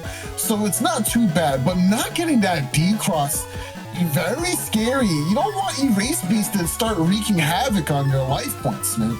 Yeah, I mean, especially when you, as Rocku playing 1400 HP, every single HP point is going to be very important and you want to keep it. Rocku is deciding to stay in Tengu, so not even beasting out or crossing. They will start paralyzed at the very beginning, but they're trying to go for more charge shots and basically pushing the aggressive area pressure. Oh, that's a lot of machine guns in hand. B gonna go ahead and take away a Mega Chip, or maybe a Giga. I highly doubt it's a Giga in this position. Good charge shot. Nice charge shot. Punish. The counter hit. Ground menace. Oh, the defense though. Oh, that was almost truly disgusting. Broken up panels here, but air shoes is in effect, so AndMySax is not quite bothered by that. But hey, doesn't matter if you can't move forward anyway. Oh, nicely timed area grab.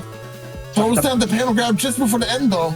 And it does stick, so this position is looking fairly rough for AndMySax, not being able to push on area. But don't forget, I mean, we've seen Rocku use quite a lot of area grabs and panel grabs, whereas AndMySax still has the potential for grab revenge. We've seen one of the navvies, and that was probably a judgment being thrown into beat. So let's see if AndMySax is going to go for the grab revenge this time, regain all of that area. No fear of losing Tengu. Staying in this cross is pretty beneficial. Barrier 200 will soak up the damage from the Raceman, deny the paralysis, deny a follow-up, and allow me to maintain pressure with this charge shot. Just have to wait for the timeout. Good charge shot. Oh no! Oh my heart!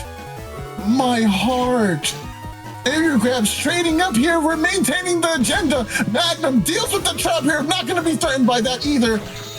One charge shot, denied the charge shot from the opposite side too. Oh man, I'm liking what I'm seeing. It's pretty close, but it's looking quite ghastly for AndMySax here.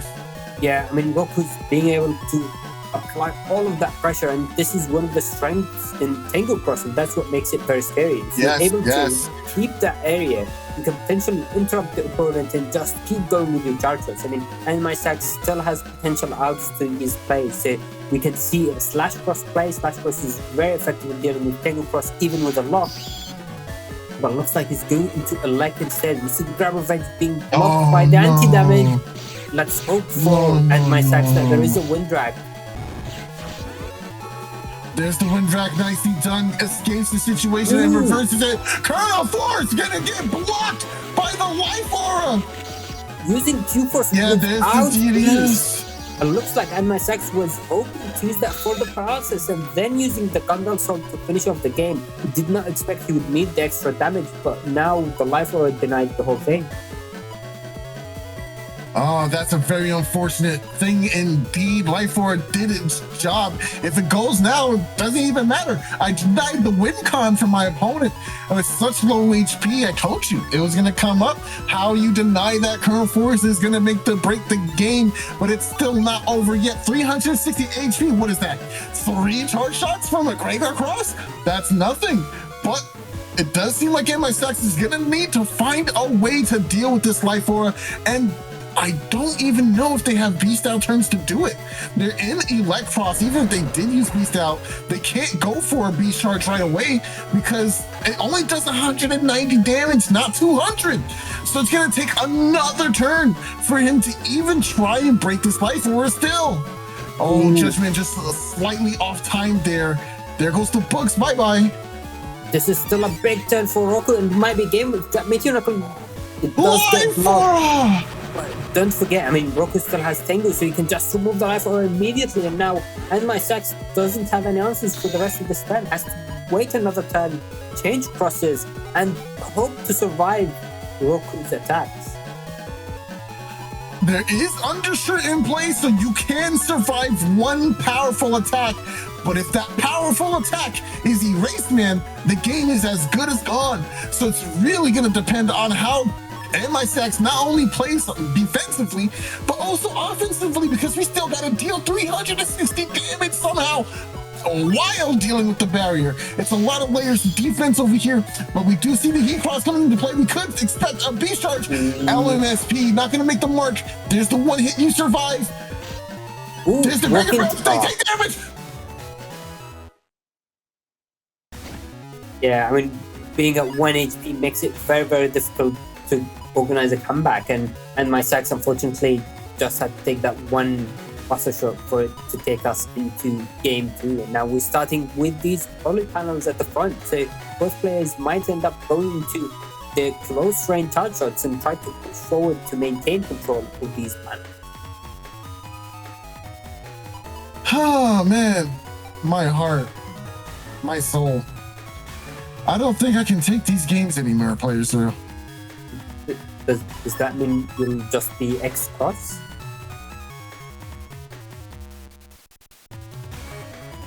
So I mean, X-Cross? Are you okay? You know, I'm glad to be seeing Brownman SP being circulated in the format once again. I don't know why that ship has disappeared from a lot of builds. Maybe it's because of the Magnums and Geddons and the holes, but I still think Groundman SP is a very powerful battleship to have in any folder. It's the highest damaging mega of all megas, not counting like ×2 effects. Salad! Soul saying my soul feels so YouTube. I promise you it's not the intention. That is really funny though. Magnum being used that destroys the holograms and now will limit Rocku's movement. Oh, and unfortunately, yeah, that also will mean the Groundman SP is going to be wasted. The Summon Black being used, and it does land the mark, bringing Rocku to the exact 1000 HP. You know, I would be interested in seeing the rise of Aquaman SP to circumvent that. Yeah, it's 30 damage off of a Groundman, but hey, I don't care about holes. Here, hold down this hose. You know what I'm saying? Come on, that was a bar, right? Holes, like kind of rhyme, you know what I'm saying? It was nice, you know. You gotta give me credit for that, PC. You gotta give me credit. I mean, I didn't hear half of it, but now going into... Wow. So It looks like Rocku's going for Dust Cross, taking a barrier, being careful of...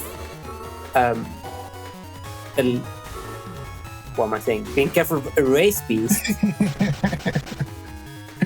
Oh, man. Yeah, Erase Beast is very scary. That's why we got this really nice and handy. Yeah, just take the Sanctuary Battle. So, that was worth it. Get in being used. Frame. Oh, wow. Okay. AndMySax just smashing out all of the chips. We know who host the priority is. That was crazy. And now it's going to be an interesting decision for Rocku. Does he go for a Beast Out and potentially get decrossed by an Erase Tail, or just go into Tengu Cross and potentially risk a Summon Black type?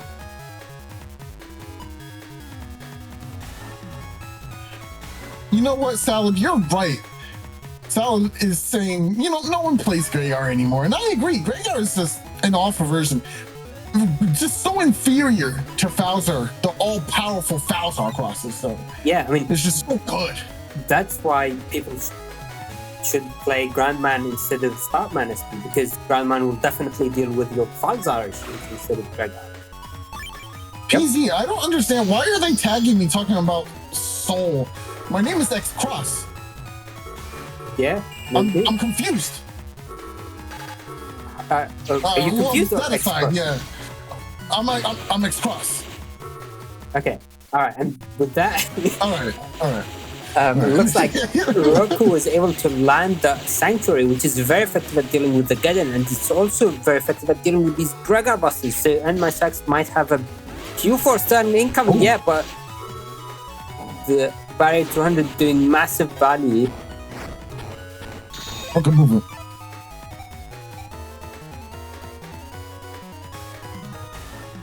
When this grab revenge potential, Rocku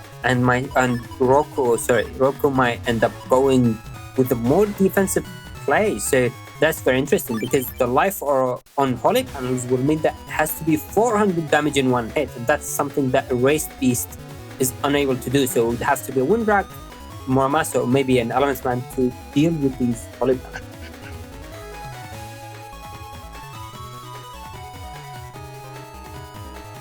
You know, I do love to see Life Aura on top of Sanctuary panels.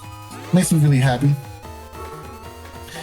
It reminds me of the plot point that they had for it in the manga too. Oh, the manga's so good. Shoutouts to the N1, wow. The Battle Network manga. If you haven't read it, please go read it. It's really good. Ooh, and he's charging? Yes, sir. Yeah, so this is a very rough time for Rocku. Get in. Roast that tomahawk, baby. Ooh, good hunting. Ooh, good hunting. Good hunting. 365 HP in a dream. Yeah, I mean, there is still quite a lot of damage potential for Rocku, so the game is definitely not over. The Windrak can deal with that Life Aura, and then we have Meteor Knuckles, Neo Variant, there's the W code combo with Magnum and something like so. There is still quite a lot of damage potential, so it will all depend on what AndMySax has in store for us.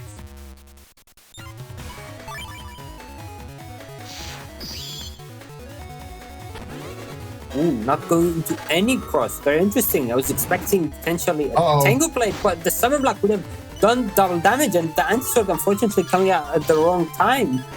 Windrak will deal with that Life Aura. Ooh. Meteor Knuckles getting blocked as well. Only 100 HP. Magnum's gonna deal a nice chunk of that. One on the body. Can't move up or down.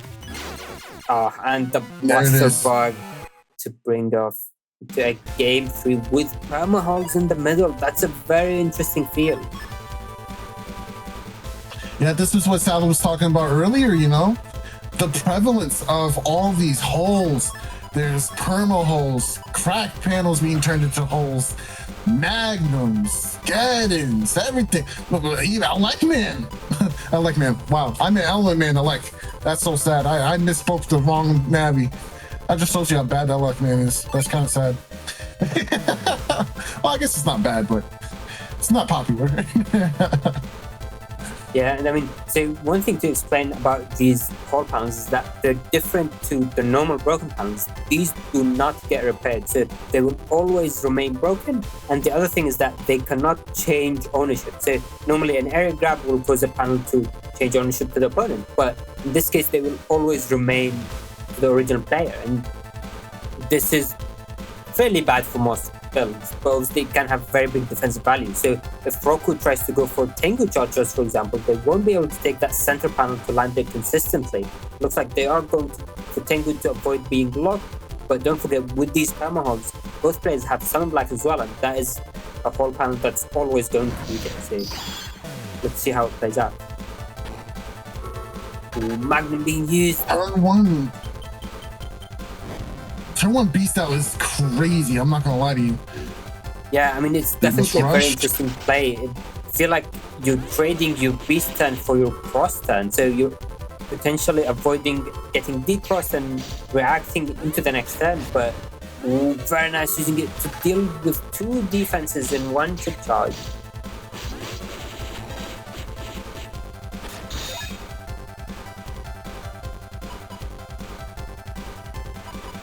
Coming into this next turn with a brief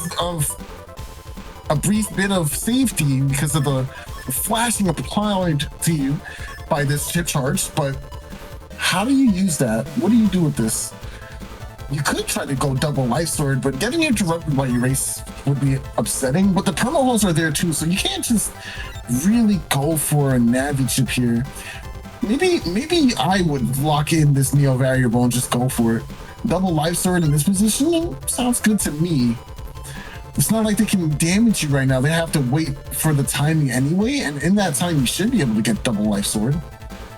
Yeah, I mean, I can see taking double life sword, especially because you're not going to use it later on to decross Tengu, because Prega doesn't have Tengu, but you also want to potentially get a bit more greedy with it and take it with a Meteor Knuckle turn, so you have more chips to take into that turn. The Raceman does connect from Rocku, but unfortunately it doesn't really have much of a follow-up afterwards. Chip charge is coming down, grab revenge from AndMySax. It's in Q code. Does that mean Q force potential? Maybe, but it seems unlikely with all of these perma holes. That's a wind rack. That's a wind rack. One frame magnum, just put it down. Nice. Put up the front one. Oh, slow gauge. Okay.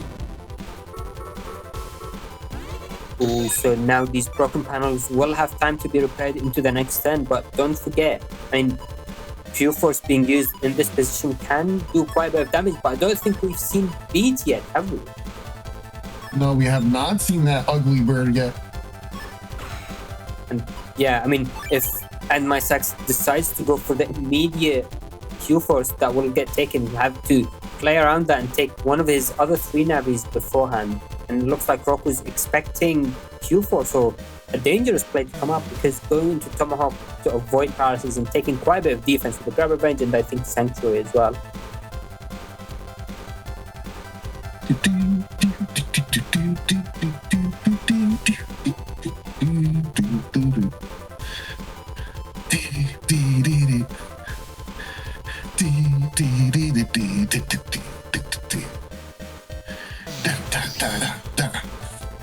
Boundary Forest full of bangers. Enough said. Grab Revenge coming into play. Sanctuary in hand as well to go alongside that. Waiting for a TFC is interesting. Can deny some damage, but goes for it anyway. Ooh. Barrier 200 very interesting. Both players, man. So now we know AndMySax is running W code, and this was the last Beast Out turn. So the Q Force will have to be either used in Beast Over or just not used in Beast Out at all. The Raceman is going to connect, but again, no paralysis with this. It's just going to be decent damage. The Summon Black, very nice movement from Rocku, stepping back to avoid the maximum damage. Could have used the anti-damage, but looks like holding on to it for potentially another use. That was some really good plays there. Trying to sneak in some damage and punishing with the charge shot from Tomahawk Cross. Really good line of thinking. Didn't quite work out for maximum amount of damage, but this is still really good.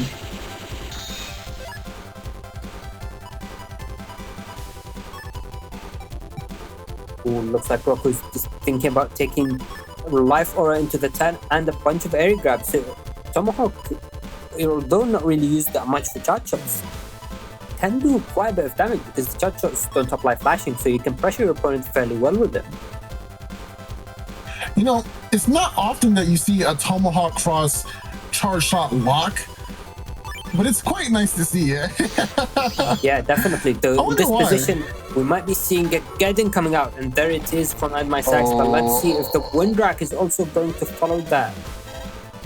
Ooh, looks like the answer is no, unfortunately. Oh, tried to time it for the wake up, but didn't quite wait long enough. Still trapped in this one circle though. Both players holding charges, gonna start running forward. Life Aura comes down, nice. Both players having their Life Aura and just staring each other down. Hi, what's up? Okay, all right, good talk. Oh man, there's nothing else you can do but talk to each other after you stare at each other with Life Force. It's like, all right, well, I'm here, you're here. We're here. 11. Ooh, this is very interesting. Looks like Rocku's going to rely on the Summon Black to deal with the life roll, which might be a bit risky if AndMySax steps forward. Let's see if there was a buffered movement. Getting used. But the full cost for Rocku is going to be massive. Panel grab, not going to do anything there because, again, remember, terminal holes cannot be taken. So, unfortunately, that will whiff as well. But it's still really nice to have all this extra area. And, hey, we're going into Beast out, so we don't have to worry about these holes either way. Definitely, yeah. And now Rocku's debating what take. Looks like they're going for the big damage with potentially new variant Minoriko, yeah, and they're sticking down with it. Let's see if all of that damage is going to connect. Oh, the acronym there was NEN. Shout out to Hunter Hunter. Ooh, anti-damage being removed by that trap, anti-sword being placed, but AndMySax does not know it's an anti-sword. Ooh, got their sword. Nice, the double life sword into Meteor Knuckles. 4-hit Knuckles, not bad. Yeah, and it looks like AndMySax did not get their bug fixed. They were playing with custom bugs, so unfortunately, they just did not get the correct chips at the right time, and that took us into game. That is one of the massive downsides of having Cuss Bug as a Gregor player. We don't have Dust, so we can't have the luxury of waiting around and not using our chips. We need to start using our chips as much and as many as possible so we can get through to the rest of the folder so we can try and find that bug fix. Very unfortunate place to be in. In those situations, I like to go into Beast Out and just Beast Charge a bunch, which is probably why we saw turn 1 Beast Out. I still think going turn 1 into a cross would have been a bit better, though. Unsure. But yeah, well played to both sides. And with that, let's head into the setups for our next match of the day, ChinaTV vs davidvvv. Alright, another double Gregor matchup, and we've seen ChinaTV from that end. We've seen how they follow the play and the interesting chip decisions they've had. Whereas davidvvv has a really solid folder. Let's walk us through it.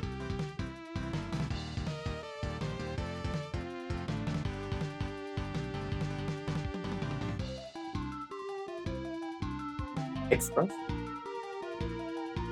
Yes. Yeah, go for it. I'm trying to find the folder. Hold on. Okay, so David's basically David's running 1800 HP in their custom with Cust Max, Attack Max, and 1900. Sorry, so no Speed Max in this case. But looking at their folder, we do see L Code, which is a very common folder actually this time. A lot of people are running the Magnum, the Elect Dragon with the uninstall as well. We don't see any Bubble Star to help confirm and deal extra damage, but it is still a very powerful code.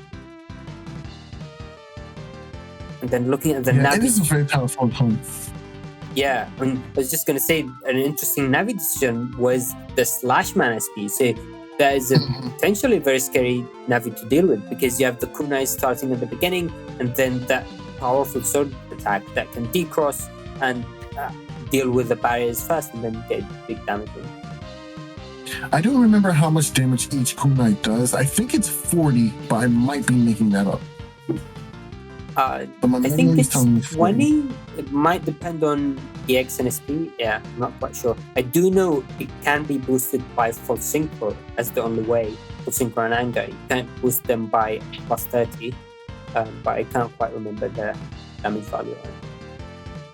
It's either way, very powerful chip indeed. I like that at the end of it, you still get the sword element damage just for those tanky players. It's pesky tanky players, but the kunais do not have sword. That is very important. They are no unlimited, which is a little weird for a kunai in my opinion, but you know. Alright, but yeah, I mean, I think that's the brief overview of the folders. Let's head into the map. We are starting with Cube Field. This is the perfect field for ChinaTV. So we mentioned it during the previous match, but they have this Colonel Army or Q Army, which basically does nothing most of the time, but this is the perfect start for them. They can mash it immediately, potentially get a bit of power assist, which again doesn't really do much anyway, a bit of extra damage, but Yeah, Hey, it's man, gonna work. It's gonna about be used. sending a message. Yeah, exactly. It's about sending a message.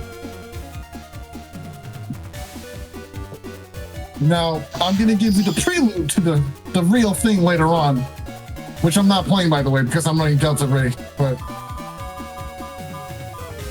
will they have time to? Oh no, Oh, never mind.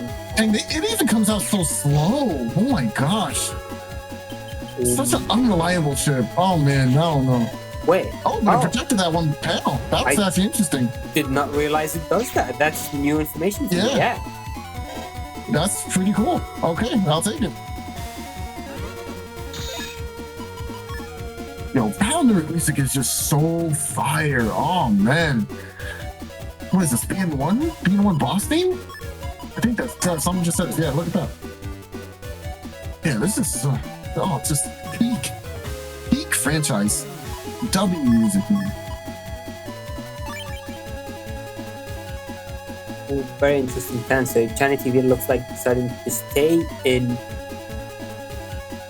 race cross and go for charge shots. Potentially, we'll try to use that Guardian as well to gain damage or just use it defensively. David is going into beast out, so they might chip charge things to deal with that life, or they might not have a wind drag for it.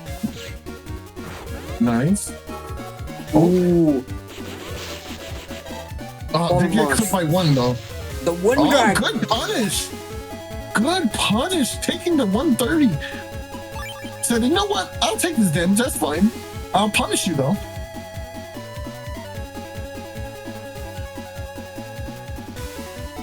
Oh, and actually now I feel like yeah, go ahead.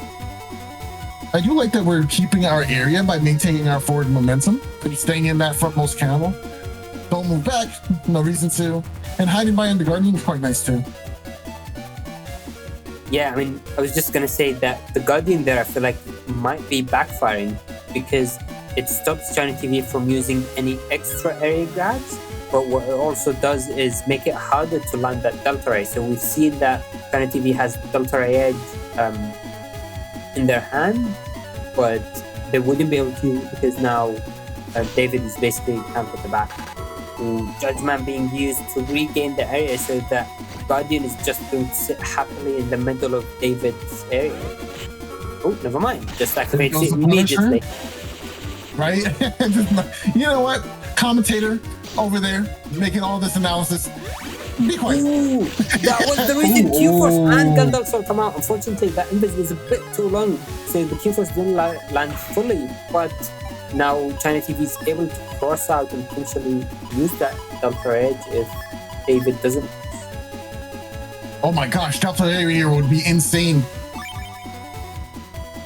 Oh, looks like David is I think you're getting a shot though. There goes Sanctuary. Oh, throwing away the Sanctuary just to land that Delta Edge. Delta Edge. That does massive damage, but now ChinaTV also took quite a bit of damage, and now the Splash Man SP almost maximum area. Why about damage? Good night, Splash. A beast charge too? Wow. Another one? No way. No way you have a second one. Do you have time? Ground man, yeah. Go ahead, do your damage. Go ahead. Do your thing. Players doing quite a bit of damage. Wow. Wow, what a turn. Colonel Force into Infinite is crazy. Wow, this is what makes Erase be so devastating. That chip charge says I don't care about defense. You got a barrier? Well, I'm gonna delete it. Anti-damage? Who needs it? I'm just gonna do my damage. Uncontested, unconfirmed. You can't stop it. Unless you happen to, like, you know, dodge it by movement, which is kind of rare, but it happens, you know. It looks like in this position, ChinaTV decides to go into Beast Out. So Beast Out is going to potentially apply paralysis and crack some panels. Nice. But David being in Slash Cross will make it very difficult for ChinaTV to survive. The damage from Slash Cross is very devastating. Nice. Hold B. Oh, this is a good follow-up turn. You can even get roll in there for some extra damage and potentially get some of that HP. Not going for the HP back. Really? Really? The barrier 200? I mean, I guess that's 200 HP. Okay. Wind drag, I mean, area grab being used, so now ChinaTV doesn't have much area to move around. Raceman lands though, gets interrupted by an electric race. Allows man SP, which only breaks the pounds instead of taking damage. Is that confirmed? No. Ooh, counter it! Don't do it. Oh, Benny. too early. Too early. 65 HP. You can't even do that now. I mean, you get the HP. No. What are you doing? Really? Oh, that's an You're gonna gamble it all on Gam Revenge. He beast over. Let's see if it's enough though. Depends on what he has with that beast over. I mean, ChinaTV's HP is still going down. Bug fix? Can you dodge all of these though? With the broken panels? Oh, no. I don't know. He trapped himself then. Yeah, that's... Oh! Wait, the flashing here though. Oh yeah, the it's flashing. It's actually going to be more profitable if he doesn't hit. Okay. Nice, yeah. there it is. Wow, that was actually scary. That was actually scary. That was very close. I think at that position, ChinaTV would have been able to beast over into the next turn and would have been able to potentially do their own comeback instead.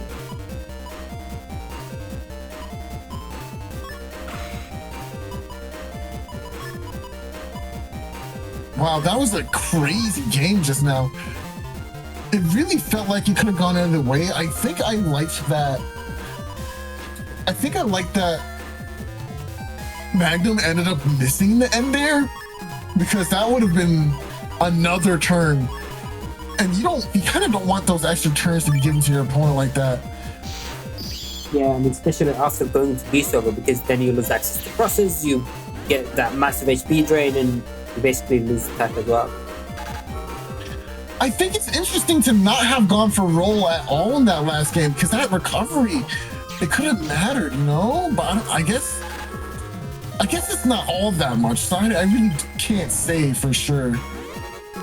Eraseman will deal with the invis and the trap, but that Eraseman's only going to deal with the barrier.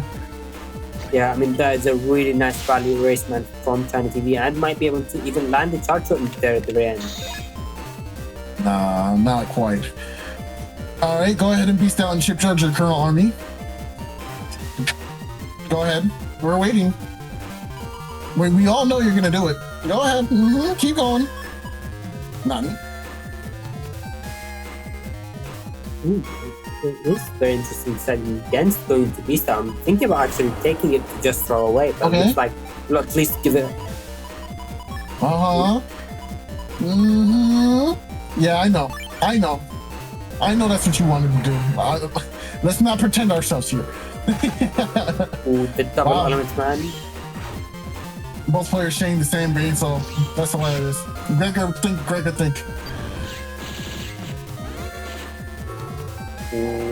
If we might have been trying to go for Windrak D-Cross, but looks like they have to get in charges to deal. Yeah, they had the Windrak, which unfortunately had to be used on the barrier 100 instead.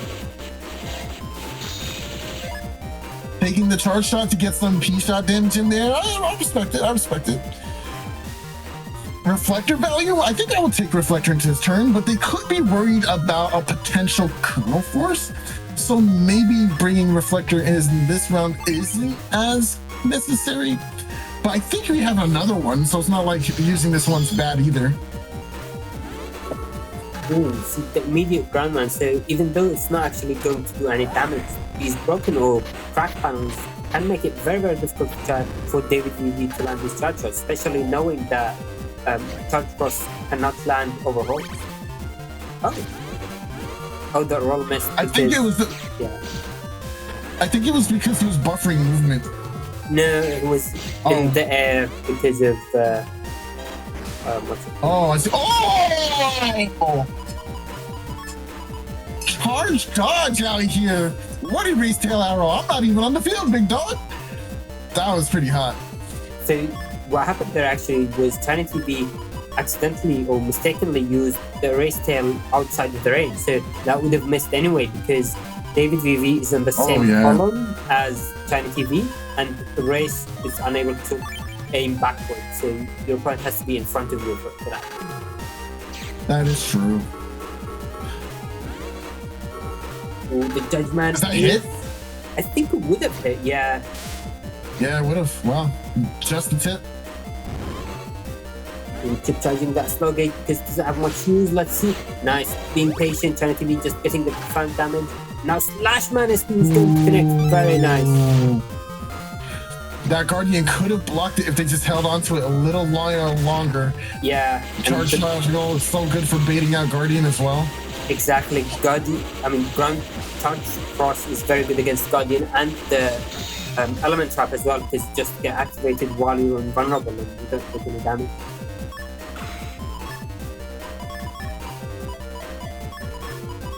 Now trying to be thinking about going into SoulXCross with one area grab, it can be a bit risky, but if the area grab is able to stick and land, then that can still be quite a lot of damage.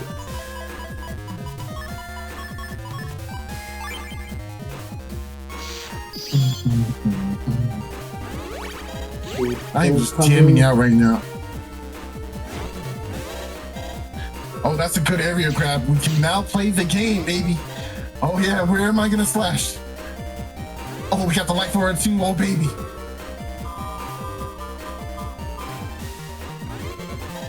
Let's see, very nice movement from David, avoiding 2 charge shots. Let's see, oh, 3, wow, very nice. Wow. Oh, wow. That is amazing. Wow. Only 1? That's such good value. That was amazing value. And holy cow, charge tackle coming through. Yeah, that was 400 and something damage. That's more than base. I mean, yeah.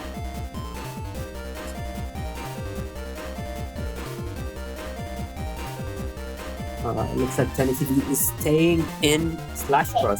So using very nice one drag from David. vvv being able to regain the area as well with the judgment and deal with the trap. ChinaTV does have that sanctuary play planned. Let's see if it pays off. Nice. Go for those charge shots. Force them back out of that area. And now davidvvv sees the sanctuary, should know that adulterate might be in place, or has to either hold defense or stay up, and looks like holding defense it was, but there is the follow-up grab revenge, so it's not all too bad for ChinaTV.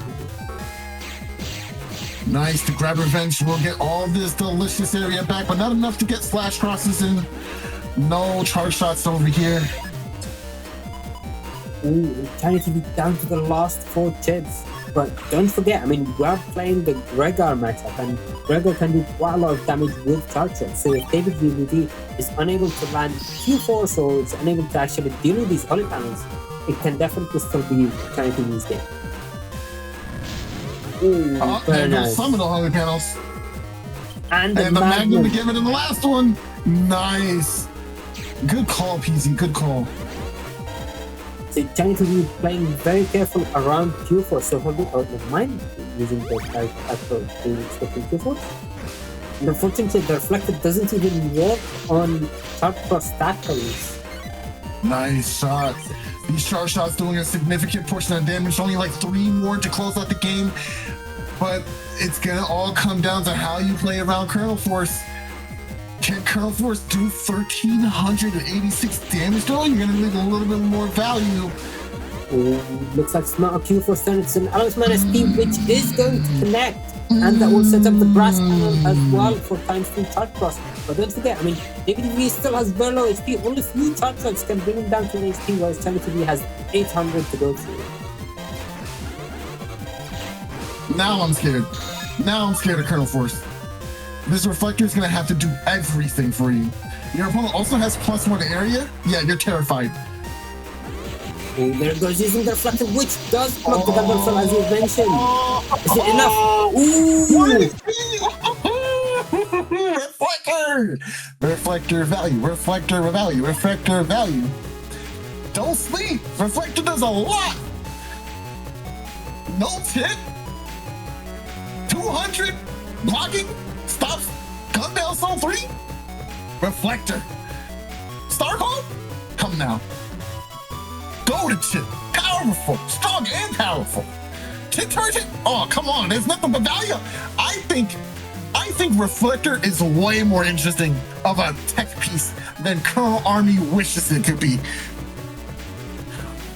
100%, yeah, definitely. And I think it is actually underrated. People never run Reflectors. Yes. And it can give you good value. Obviously, it's difficult to use at the right time. And we saw how an Elements Man SP in that game still decrossed ChinaTV despite having the Reflector. But using Reflector at the right time can definitely make a massive difference. Shoutouts to Quan, man. Quan was a very cool player from way back in the day. Got into the game, he was relatively new at the time, and I was like, you know what, yo, just play Reflector, the card's golden. And he was like, you know what, I will. And he did so well with it. And this is why ChinaTV also doing well with it, because it's just that good of a chip. Both players using life hours is going to be certain context, but ChinaTV made the classic mistake of standing on grass panels, which means an Elements Man SP can swiftly deal with the life hour. The normal Elements Man. Sorry. Classic mistake. Classic. Standing on the grass panel, shaking my head. Couldn't be me. Waiting until near the end of turn to use Grandman just to make sure to get extra value out of these broken panels.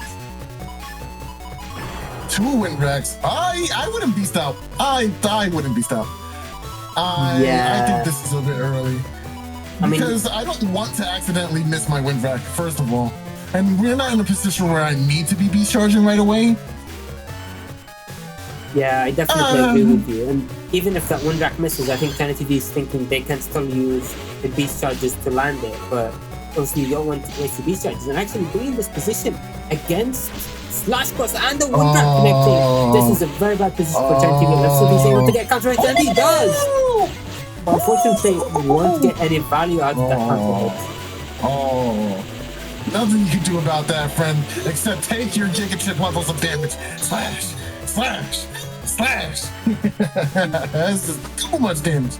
Too much value. And now you're in this position, right? Like, yeah, you have the area grab, but as long as your opponent camps forward,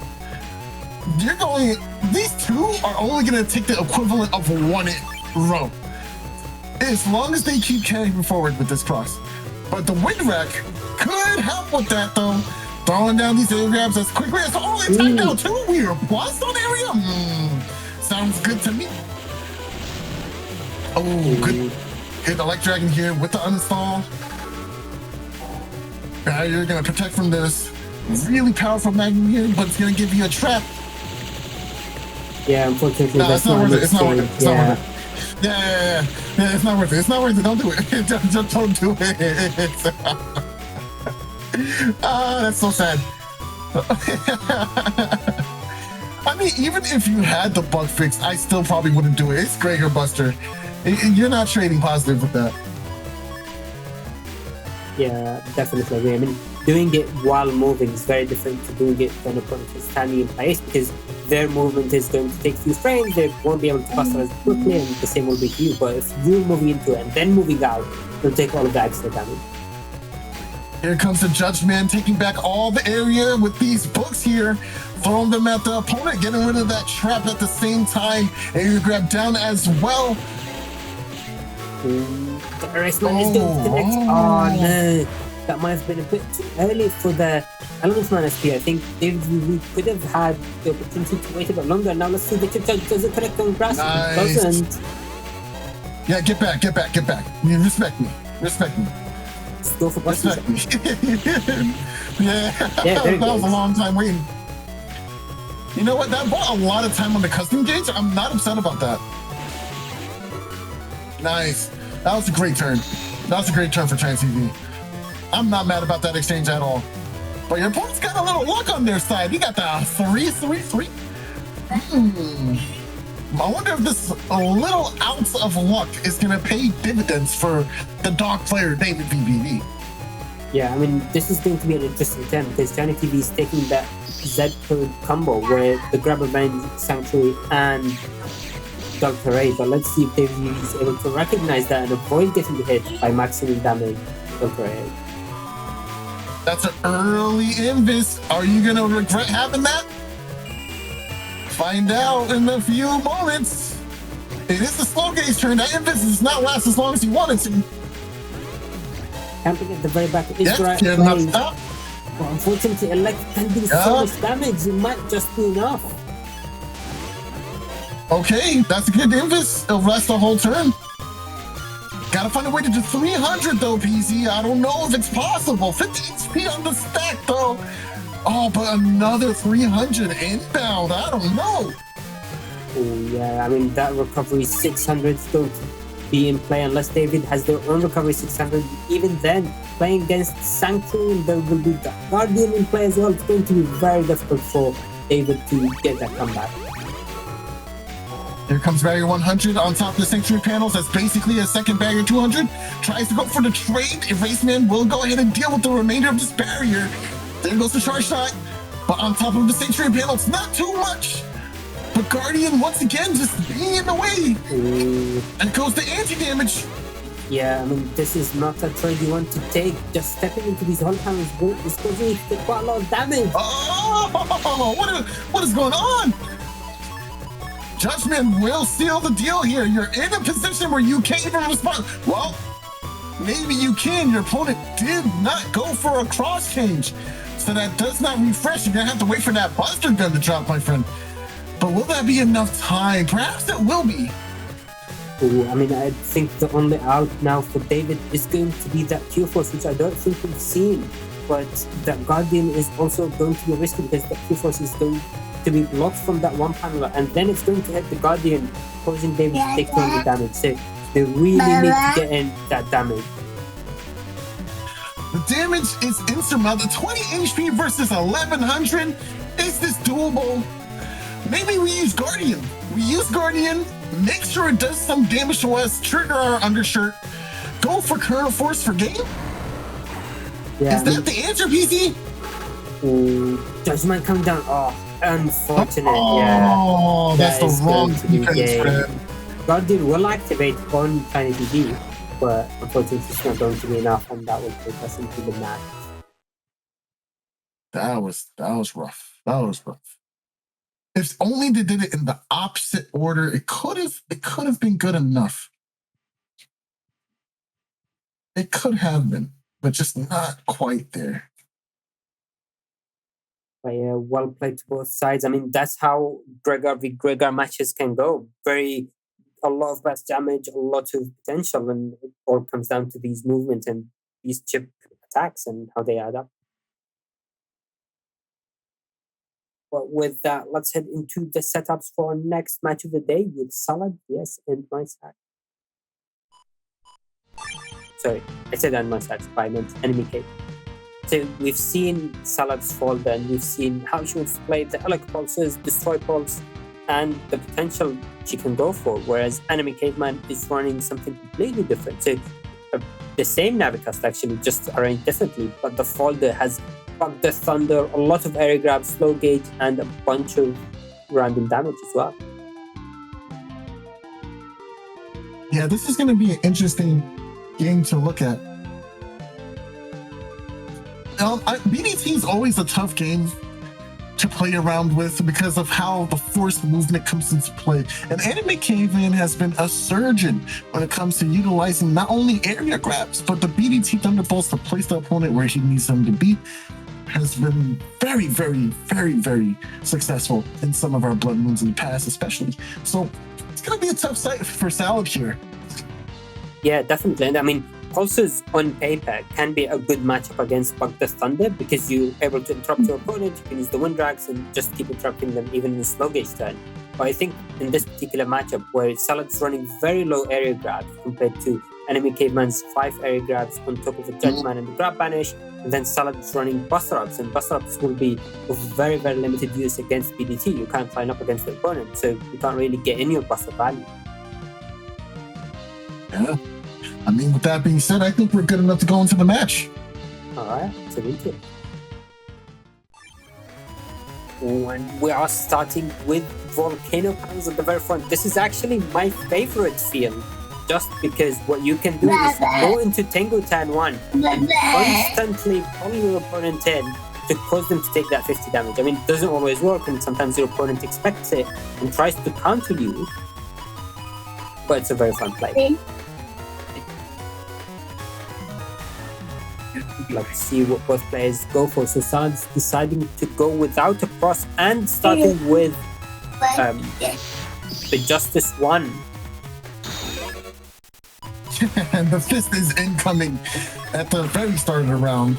Those panels are going to be correct up, but I do believe we'll probably see either a beast out coming from Anime Caveman, especially since we're going to be seeing the broken panels come into effect, unless he has something like Sanctuary, which, spoiler alert, he does not.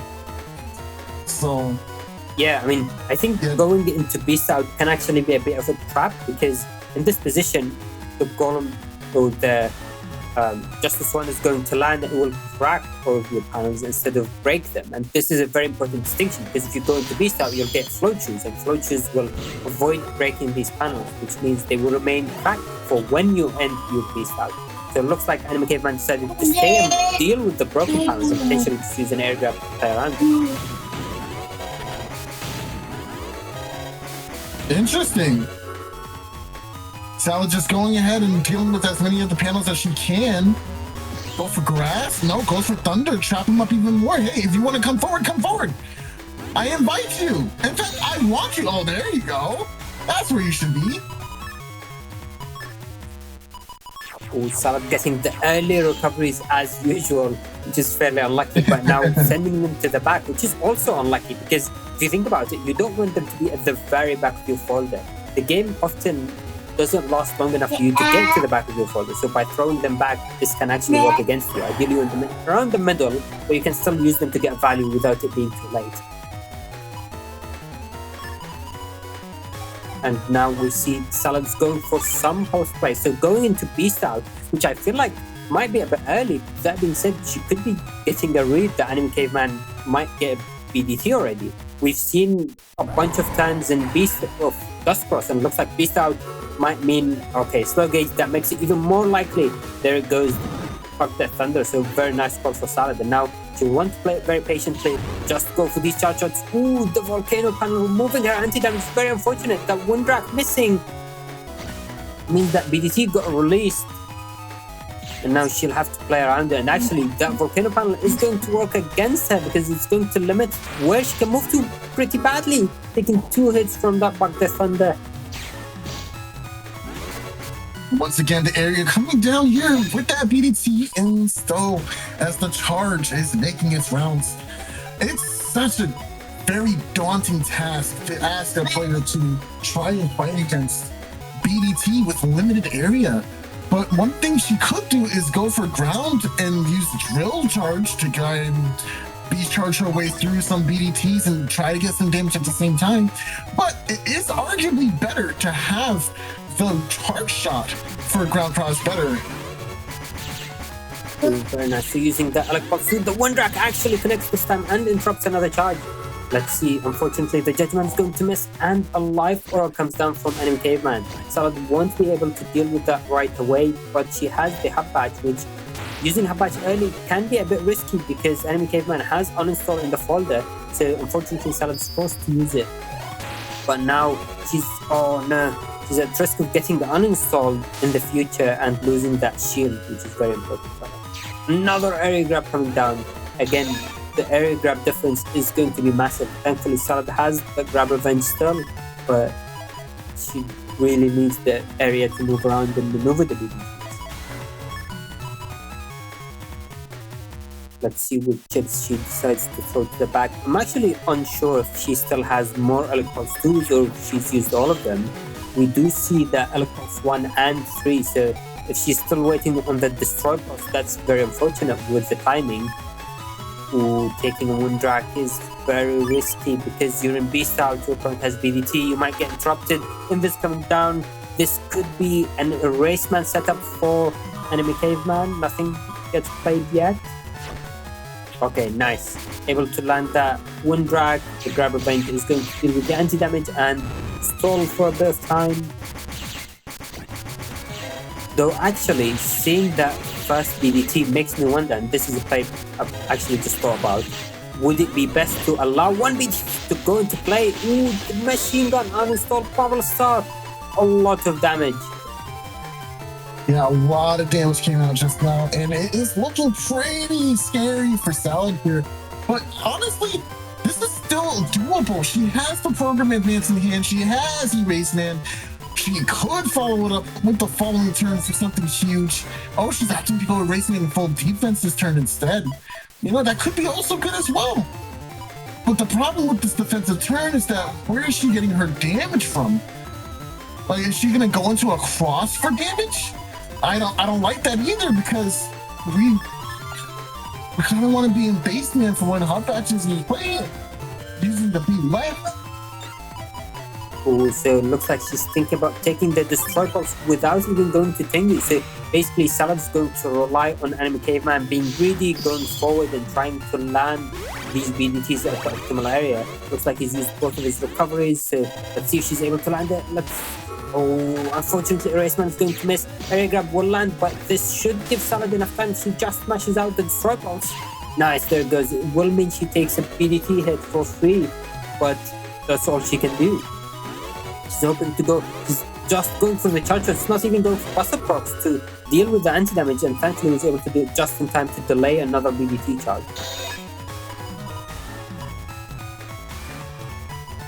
And we see Salad still has few area grabs in place, so she might be able to regain some area control. She's going into Tomahawk instead of Ground Cross. So Ground Cross allows the value of avoiding BDTs, forcing them to go off the field, whereas Tomahawk can get in charge shots and decross Tengu in this case. Element Man coming down, unfortunately.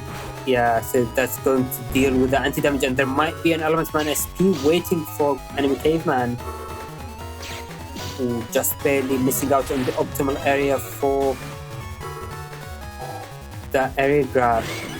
Oh no, the volcano panels as well are acting against Salad. Thankfully she gets the decross, but now is going to get hit by an Erase Man. Her HP dwindling, and she has to work against Prix too. Another bug, the Thunder Charge coming out. She doesn't have uninstall, so Salad's unable to interrupt Enemy Caveman. And down to her last 3 chips. Unfortunately, each has a different code as well.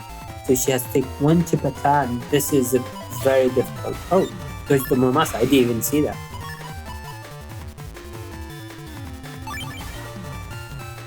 Ooh, okay, so going for the Groundman and that can allow for the potential to avoid BDTs, but it's still very risky, especially with these volcano pounds, so the damage is going to add up anyway. Oh yeah, very nice. Just avoiding the BDT, but getting hit by the other one. Another area grab coming down for Enemy Caveman. So trying to go get through Buster Procs. Unfortunately, I don't think that's really going to be enough. I mean, if she lands the Element Man SP, that's going to be very helpful, but Enemy Caveman still has a bunch of painful chip, like his own Groundman SP, and that will take us into game 2.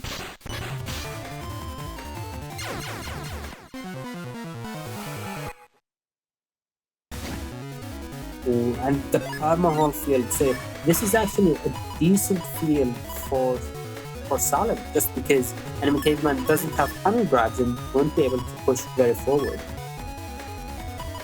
I think volcano panels don't time out. I'm not quite sure. I'm not sure they time out. Conveyor panels do time out, but yeah, I think volcano panels stay. So I'm getting 2 buff ups. Nice. Ooh, and interesting. Enemy Caveman does not go into dust turn 1.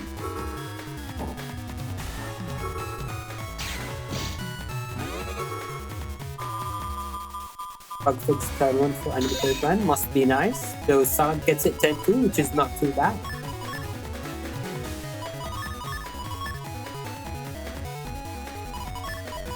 Then getting another recovery fairly on, throwing it to the back. This time just keeping Justice 1 on the field, or on the potential play board is what I'm trying to say. Let's see what Enemy Caveman goes for. So it looks like SoulXCross mashing out the immediate conquest. And actually, I don't think Salad had time to react there because she was in the middle of a movement animation. That's what it looked like. So I don't think she could have mashed the chips even if she wanted to.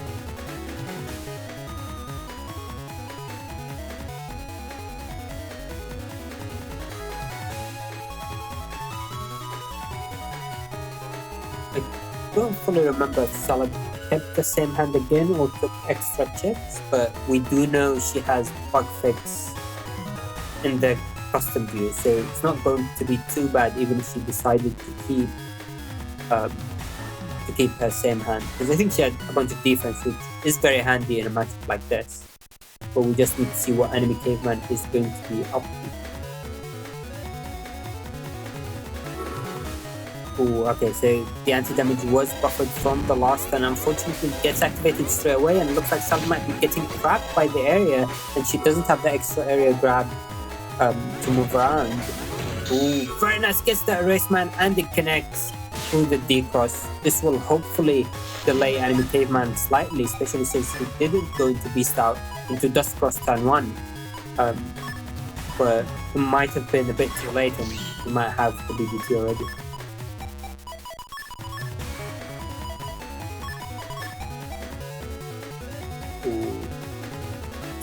So Salad has the 3 electrons 2s, but no other PA parts. So it's an interesting position to be in, because do you go into Restart, do you go into Tengu? You're trapped in this position, but one of the panels should be getting repaired in not too long. So it will all depend on how long you need to get trapped. And yeah, going to Beast Out. So there is a risk calculation there where going to Beast Out early can mean you miss out on your elect pulses, and enemy caveman going into Beast Out. Yeah, there is that BDT. Unfortunately, while Salad does have life orb, this is a slow gauge turn. The life orb is not going to be doing much. BDT is coming out. Let's see. Yeah, unfortunately, with the area like this, it's going to be very difficult for Salad to move around it.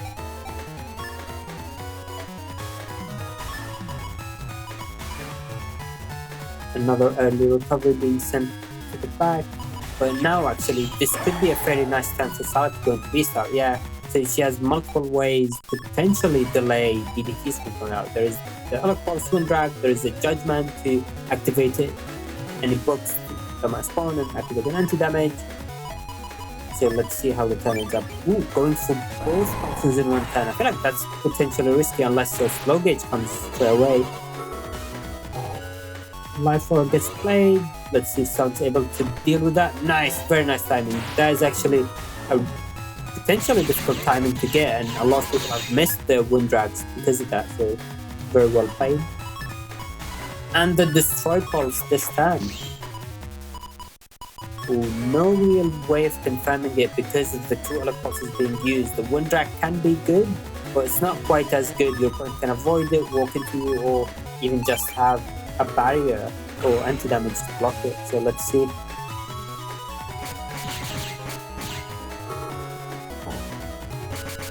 So playing the patient. Ooh, nice, and gets a counter hit as well. Very nice. Ooh, okay, that ability just barely goes out of the field.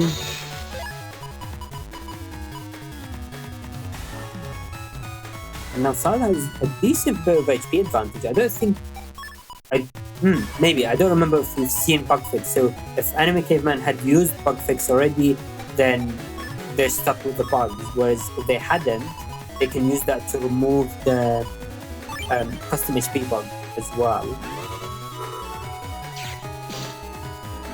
Oh, nice. Yeah, so we're seeing Salad going for the dust chip charges, and that is a very effective way of allowing you to leave the field and now avoid the Judge Man as well. Let's see if it's long enough for the BDT to leave the field. It does, but that leaves Salad open for a blind random Muramasa to land.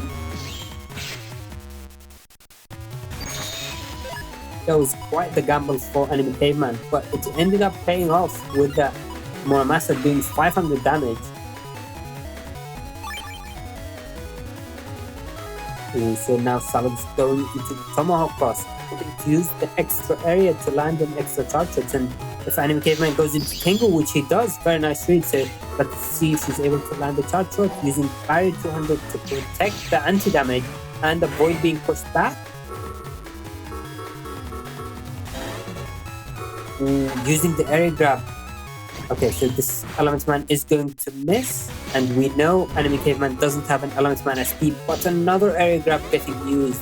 And the third one. Ooh. Anime Caveman going with the maximum area grab. Let's see. So going for the Buster Ups, not getting a single one. All these Buster Ups unfortunately having zero value right now, and 2 BDTs connect. She didn't really have much area to move around, and running out of chips, so Salad's down to her last 3, 4, 6, 7 chips. Don't ask why I counted them manually. But at least some of them are recoveries, which is better than nothing. Though, don't forget, losing out Tomahawk Cross now can be risky. I mean, Salad's worried about an Element Man SP coming into play, which is fair enough, but being at risk of taking Bubble Star into BDTs is also very scary. Lots of defenses coming out from Anime Caveman. He has low HP, but BDT doesn't care about HP. The Judge Man is going to connect, which will deal with both the anti-damage and invis. Very nice. Let's see if the Justice one connects. Bubble uninstall, followed by a BDT and the Ground Man SP. All are going to connect this turn. And this was the turn to be scared of. Alright, Buster Procs for Salad. Let's see any of them. Ooh, nothing connects. BDT connects while Salad's trying to line up the Judge Man.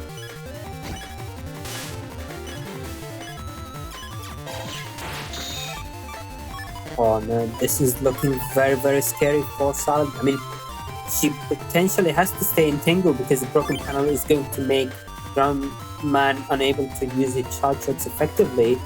Now, Anime Caveman has BDT and a lot of other chips to go with as well. Very nice using the chip lockout, so Anime Caveman wasn't able to use any chips in that position, like this defense that he had lined up, but he has the 2 recoveries left. And then area grab. Race Man, this might actually be game. The anti-damage, oh, never mind, doesn't even need the BDT, just goes immediately for the Buster Procs, instantly gets a bunch of them, and goes for game.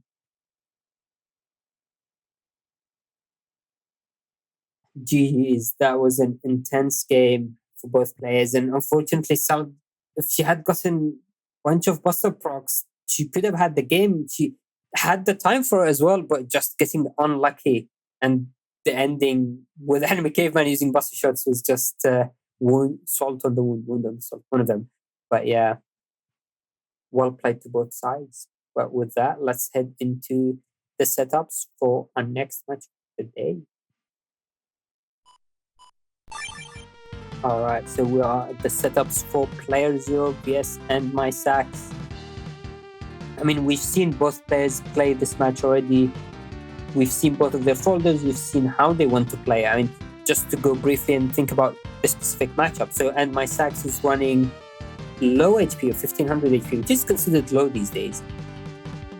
With Air Shoes, Rush, and Custom 2. Very interesting Navicost using individual attack parts instead of attack max. Whereas with their folder, they have the Red Magnum, the Summon Black, 2 Geddons, and a bunch of other chips with the Q and that Muramasa and Emperor. Whereas plyerzero, or the folder I was running, is just using the standard 1800 Charge Max, Tax Max, Navicost, and then a bunch of fairly powerful chips that give good value. Yeah, I think that's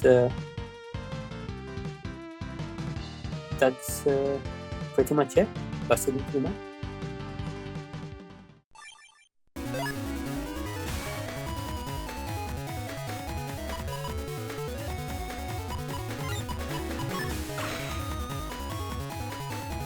Alright, so you see that turn 1 backflip. So this is from playerzero's point of view, and there's the Eraseman SP as well. So starting with the cubes field might make it tempting to go into Dustcross, but as we mentioned with AndMySax folder, they have the Magnums, and I think one of them is dragged as well. So it's going to be very difficult to get value out of Dustcross turn 1 without good enough defense.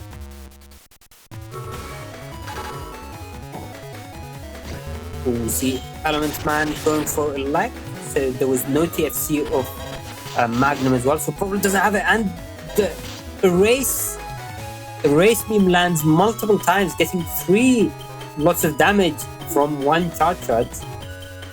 Hello? Hello? Hello? Hello? And into the match we go. Double area grabs. This is just enough spacing to go ahead and get these Tengu locks anyway. The paralysis from Eraseman will deny it just long enough to get a summon black. Oh no! That's huge damage on us. Oh my gosh, what? Oh, goodbye, Tengu. So much for getting that Tengu block, but hey, not too bad. We got a recover 300 in hand anyway. A lot of soup though, but it looks like we're gonna lock in Knuckles here. You know what? This could be high value, so I think this might be it. AndMySax going into erase this using the grab revenge will get in quite a bit of damage. That was good. Go for a charge shot, yes sir. Wind drop connecting. Recovery on the grass panels. Gotta go for ice? Okay, sure. It was bait for sure. The baby sword strikes again. Not enough time for a charge shot, but we do have the 2 recovery 300s. This is why you always bring a shirt, ladies and gentlemen.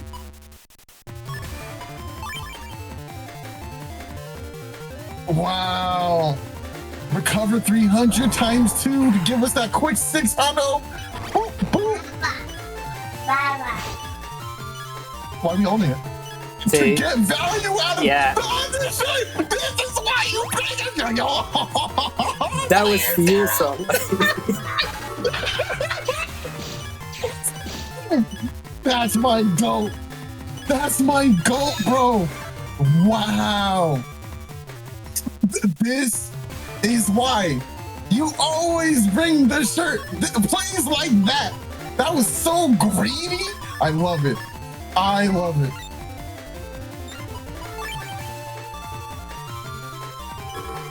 Huge sanctuary panels coming into play now. My sanctuary. But not too bad for the opponent here. They're still pretty low on HP. Magnum will go ahead and deal with some of these panels. Nice, nice. Eraseman will help you deal with the trap. A chip charge won't work in this configuration though. Gonna have to hold B. Still have defense in hand too. There's one guy. Oh, the busters. Very scary. Hide in the top row. These charges definitely coming in. Yeah, hide behind that. That's your HP lifeline. Yes. Very good, Boulder. Stay there just when you needed it. That's crazy. And now we find the barriers too. But it's just finding an offense. Where does this offense come into play here? How do we keep this momentum going? Oh my gosh. All this value off of one undershirt. There's no way you win this, right? Judgment, no thank you. There goes the boulder, finally. It did all it needed to do. Yes. Oh, double life aura. But we at least get rid of the trap. Oh, there is no trap. That is an answer. Yeah. Yes. Oh, but the wind rack. Area games are played. Nice. We can get some damage in again.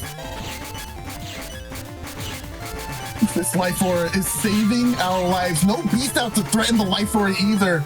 They're gonna have to find the wind rack. Nice, good stepping forward there. That was very important.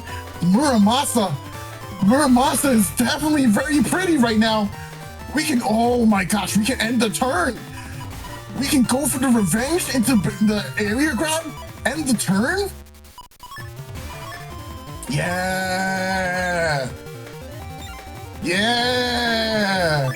That's why you're the best player in the world, bro. This is the PC difference, yo.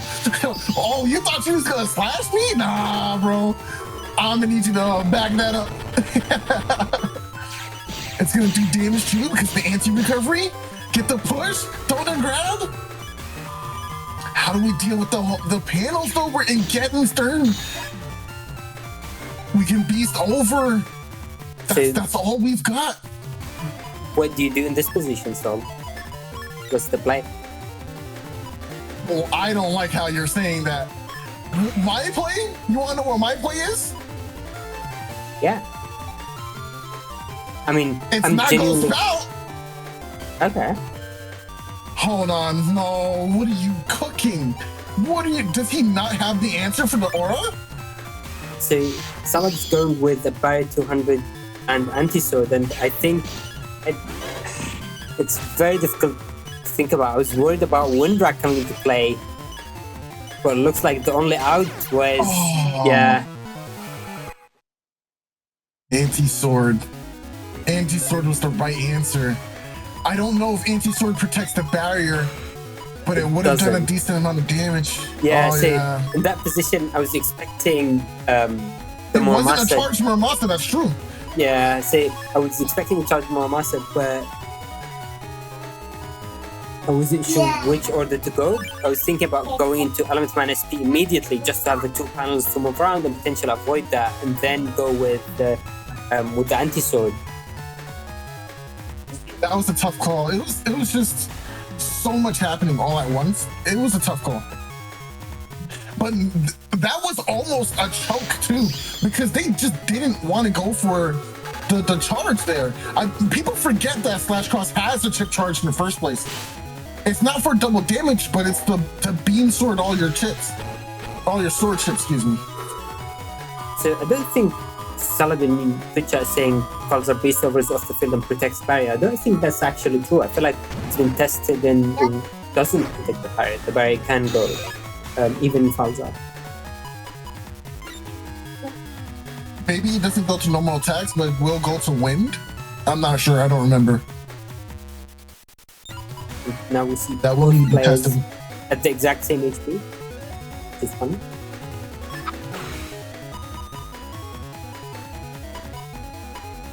Beating T's don't get touched by it. That's kind of crazy, actually.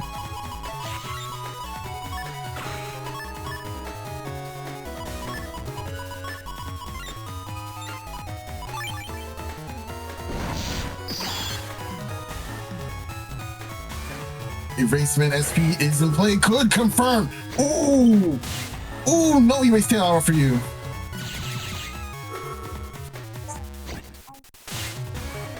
Nice, good turn for Salad. Get the charge shot here. Oh, just barely off. I mean, yeah, I'll say I was genuinely very surprised at Messi at being able to mash out with that charge shot. I feel like it's always confirmed, but very, very good mashing from AndMySax to be able to avoid that.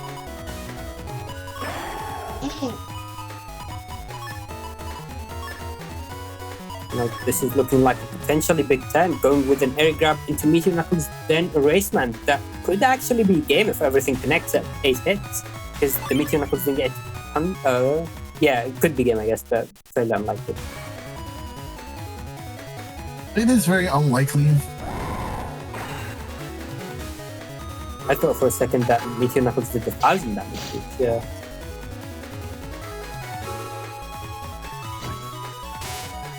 A lot of perks coming out, gonna get a lot of area. Doesn't matter though, you about to feel the knock of doom. Element Man Ice is coming up, we have time. Which means... Oh, Muramasa, doesn't matter, we have time. Hold up. Force him to the top. Oh no, just go for it. That wasn't maximum damage Muramasa. No, that was 8 hit Knuckles in the middle. This game's too close.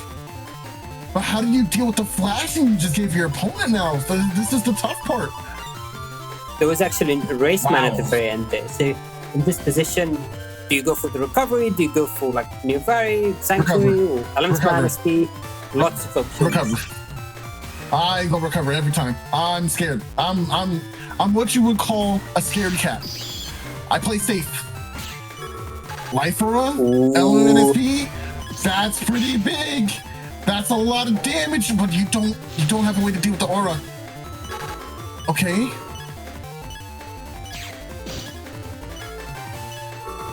slow gauge? Do they go for the chip charge? Nice. Okay. Nice. Very clean. And that is game. Wow. Wow. That was fast. That was very fast. Well,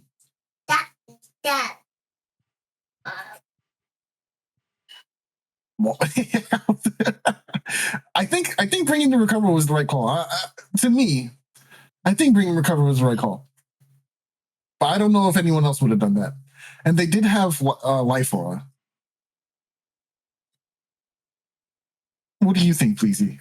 Yeah, I mean, I'm not sure. Can't really tell without knowing what AndMySax still had. I think taking the maybe using the element man in the order was the mistake.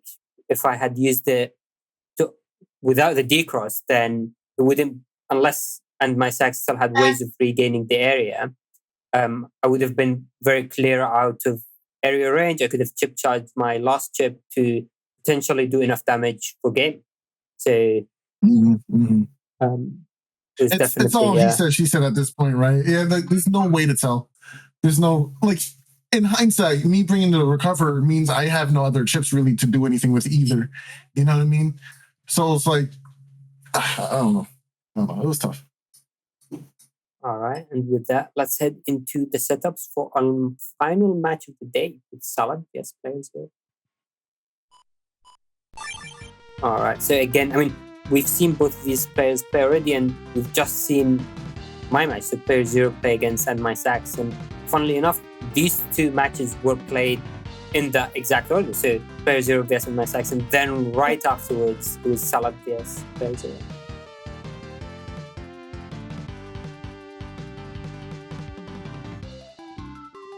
So just briefly looking at the Navitas, as we've seen both players, so the exact same Navitas actually, and the right way around. That's the right way of putting the custom and the attack mats. Just go with what I'm saying.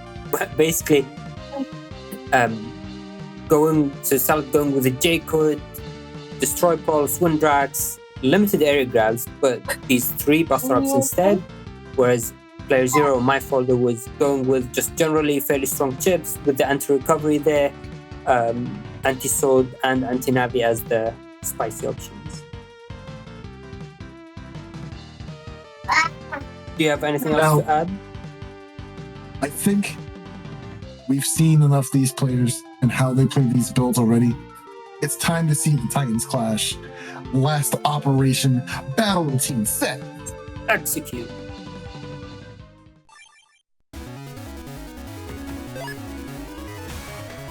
Alright, and we are watching this from Salad's point of view, and we see a turn 1 bug fix and a turn 1 life aura. This is almost like the playerzero hand. Wow!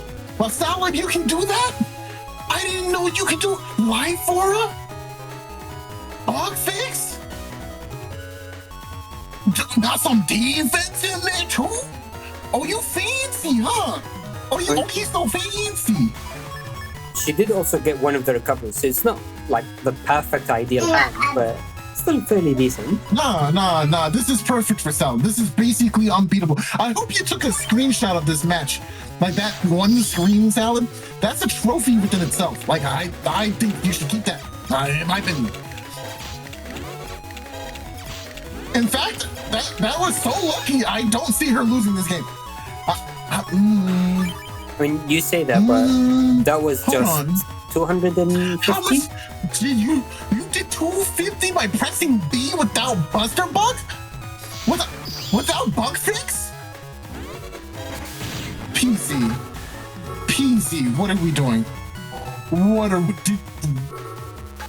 Why? How? She didn't even get a chance to, and of course you opened up the life aura too, and your anti-damage. Charles match. Charles.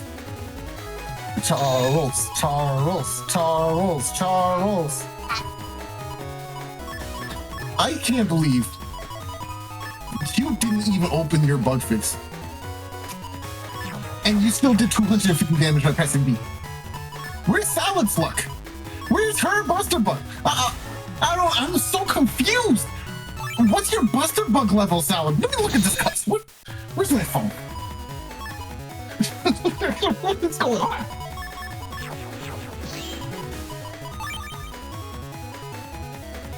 So in the one drag animation, say using one drag to deal with that life aura, and she's fairly safe. She's anti-damage and her own life aura, so it's going to be very difficult to interact with that. Oh, that being said, immediate erase man SP. Yep. That's a lot of damage. That's like that's yeah, like those doing the buffered movement as well.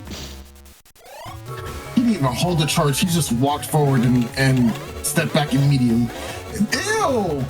How many times did you press the button? I'm glad those were all clicks. Oh my goodness. This is why you're so good at Battle Network 1. Do you use like auto fire controllers, bro? Like what do you got over there? Do you want to talk about it? Like what's happening? And Twitch chat Salad saying, players, when you said Salad was safe, did you remember you had the erase man SP? And I genuinely did not say Salad was in fact not safe at all and took quite a lot of damage there. I'm sick. I'm sick to my stomach that you think this is okay. This is not a laughing matter, Pedro. I can't, bro. Ooh, good shot. Ooh, the meteor knuckle. 3 hits, okay, that's about average. You tried it. You really tried to throw out the Tengu breath at the end there. You're a villain. You're just a monster. This guy is evil. I'm sick to my stomach, bro. Wow. He said, hey man, I'm throwing out some active hitboxes. I don't care. Anti-recover. Of course. I think anti-recover has more value the better your opponent is.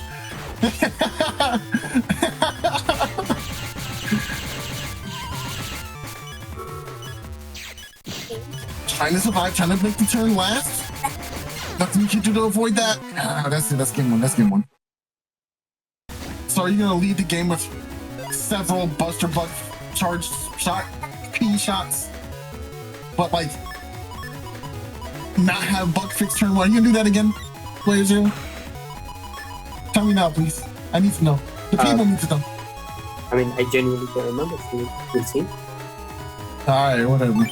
That sounds like a cop-out answer, but I'll take it. I mean, this was an interesting set, so Salad decided to go with the Justice one, and I don't think it did the 200 though. It was only the 100. I think it did do the 200. No, it started on 1800, so it was only 100 damage.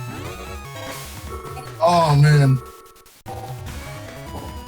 But now Salad has quite a bit of defense, and that is actually very good against an 11th man SP in this position, because he started on grass. I know she was matching LNR just now. Like, I would be too. Smashing LNR like I have no business. Breaking my keyboard, breaking my controller. I need out. I need out right now. Get me out of here, please. It's like that Evanescence song from Daredevil. Save me. In this position, Salad's thinking about taking the life roll, but she already has an anti-damage and an invis, so she's pretty safe in this position. We'll just go with the one drag to deal with the life roll and has a number of other tips to regain the area as well. Later defense is here for, oh my goodness. Oh my word. Another times 2 erase man SCD cross into a cube? When did you even suck up cubes? I don't even remember. What's going on? What is this? playyerzero, she's just a girl, bro. she's just a girl, bro. Please. She's so young. She has her whole life ahead of her. Oh my goodness, he doesn't stop. Okay, there's your bug fix. What is this, bait? Was that bait TFC? Did you remember that? I did. Oh my god! Oh, the meteor knuckle for accents! Oh,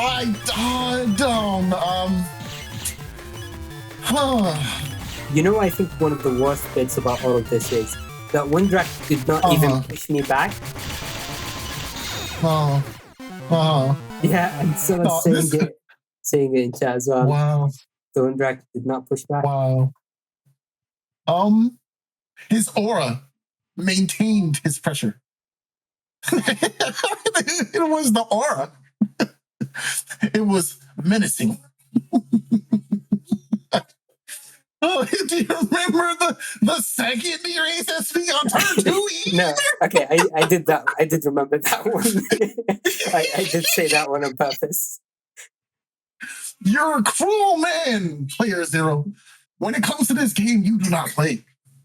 Cruel and unusual punishment to the opponents that befall before playerzero.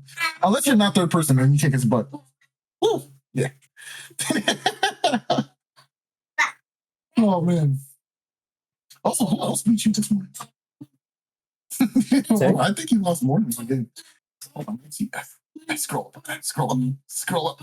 No, it was not third person. Yeah. No, not third person doesn't move. Yeah. You lost that match. We'll take that. I lost against AndMySax as well, which we just played. True. Yeah. There we go. You see? The god bleeds. He is no god. You too can defeat playerzero if you enter our Blood Moon tournaments. Or enter our New Moons as well to gain that experience so you can topple the threat that is playerzero. All right. With that being our final match, let's take a quick look at the bracket to see how the top 8 will shape out. So this is still looking at the group stage because by the time the stream was prepared, there was still a few matches to be done, and this isn't the final bracket. So Group A is done, but for Group B, when we see it soon, there was some potential for it to change. But this is going to be the final standing. So the way it's going to work for this Blood Moon is the top 4 players from each group will advance into the top 8 elimination bracket. So that means from Group A, it will be AndMySax, Enemy Caveman, Salad, and Not Third Person. And then looking at Group B is going to be Soup, Thiago, and by the time this shoot was made, it was LDR and ChinaTV, though I think that might have actually changed. I think Char is now in 4th position and heading into Top Cut instead of ChinaTV.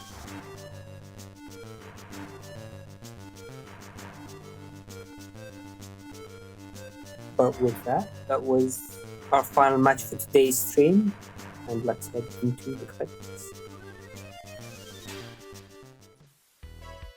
So again, thank you everyone for watching, and make sure to tune in for next week. So next week's stream is going to be on Sunday as well at the same time, and is going to be the start of the Top Cut bracket. So we'll be going through the winner's side until the winners finals, and then the week after that would be into the grand finals and the finish.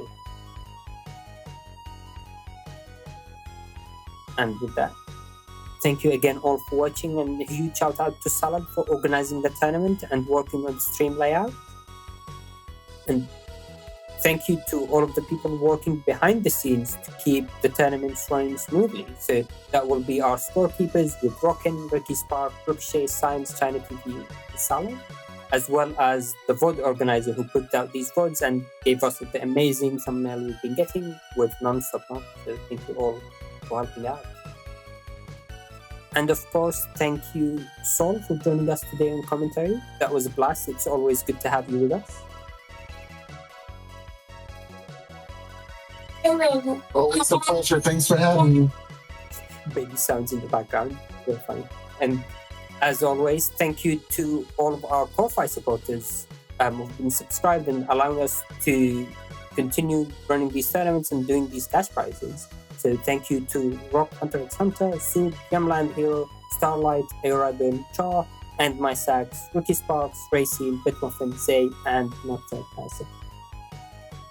do keep an eye out as well on the merch store. So Salad's been working very hard behind the scenes on the merch store and preparing things for it. So hopefully we'll hear something soon about that. And yeah, thank you again, everyone, for watching. And we will be seeing you again next week with the top cuts, starting the brackets. Good night.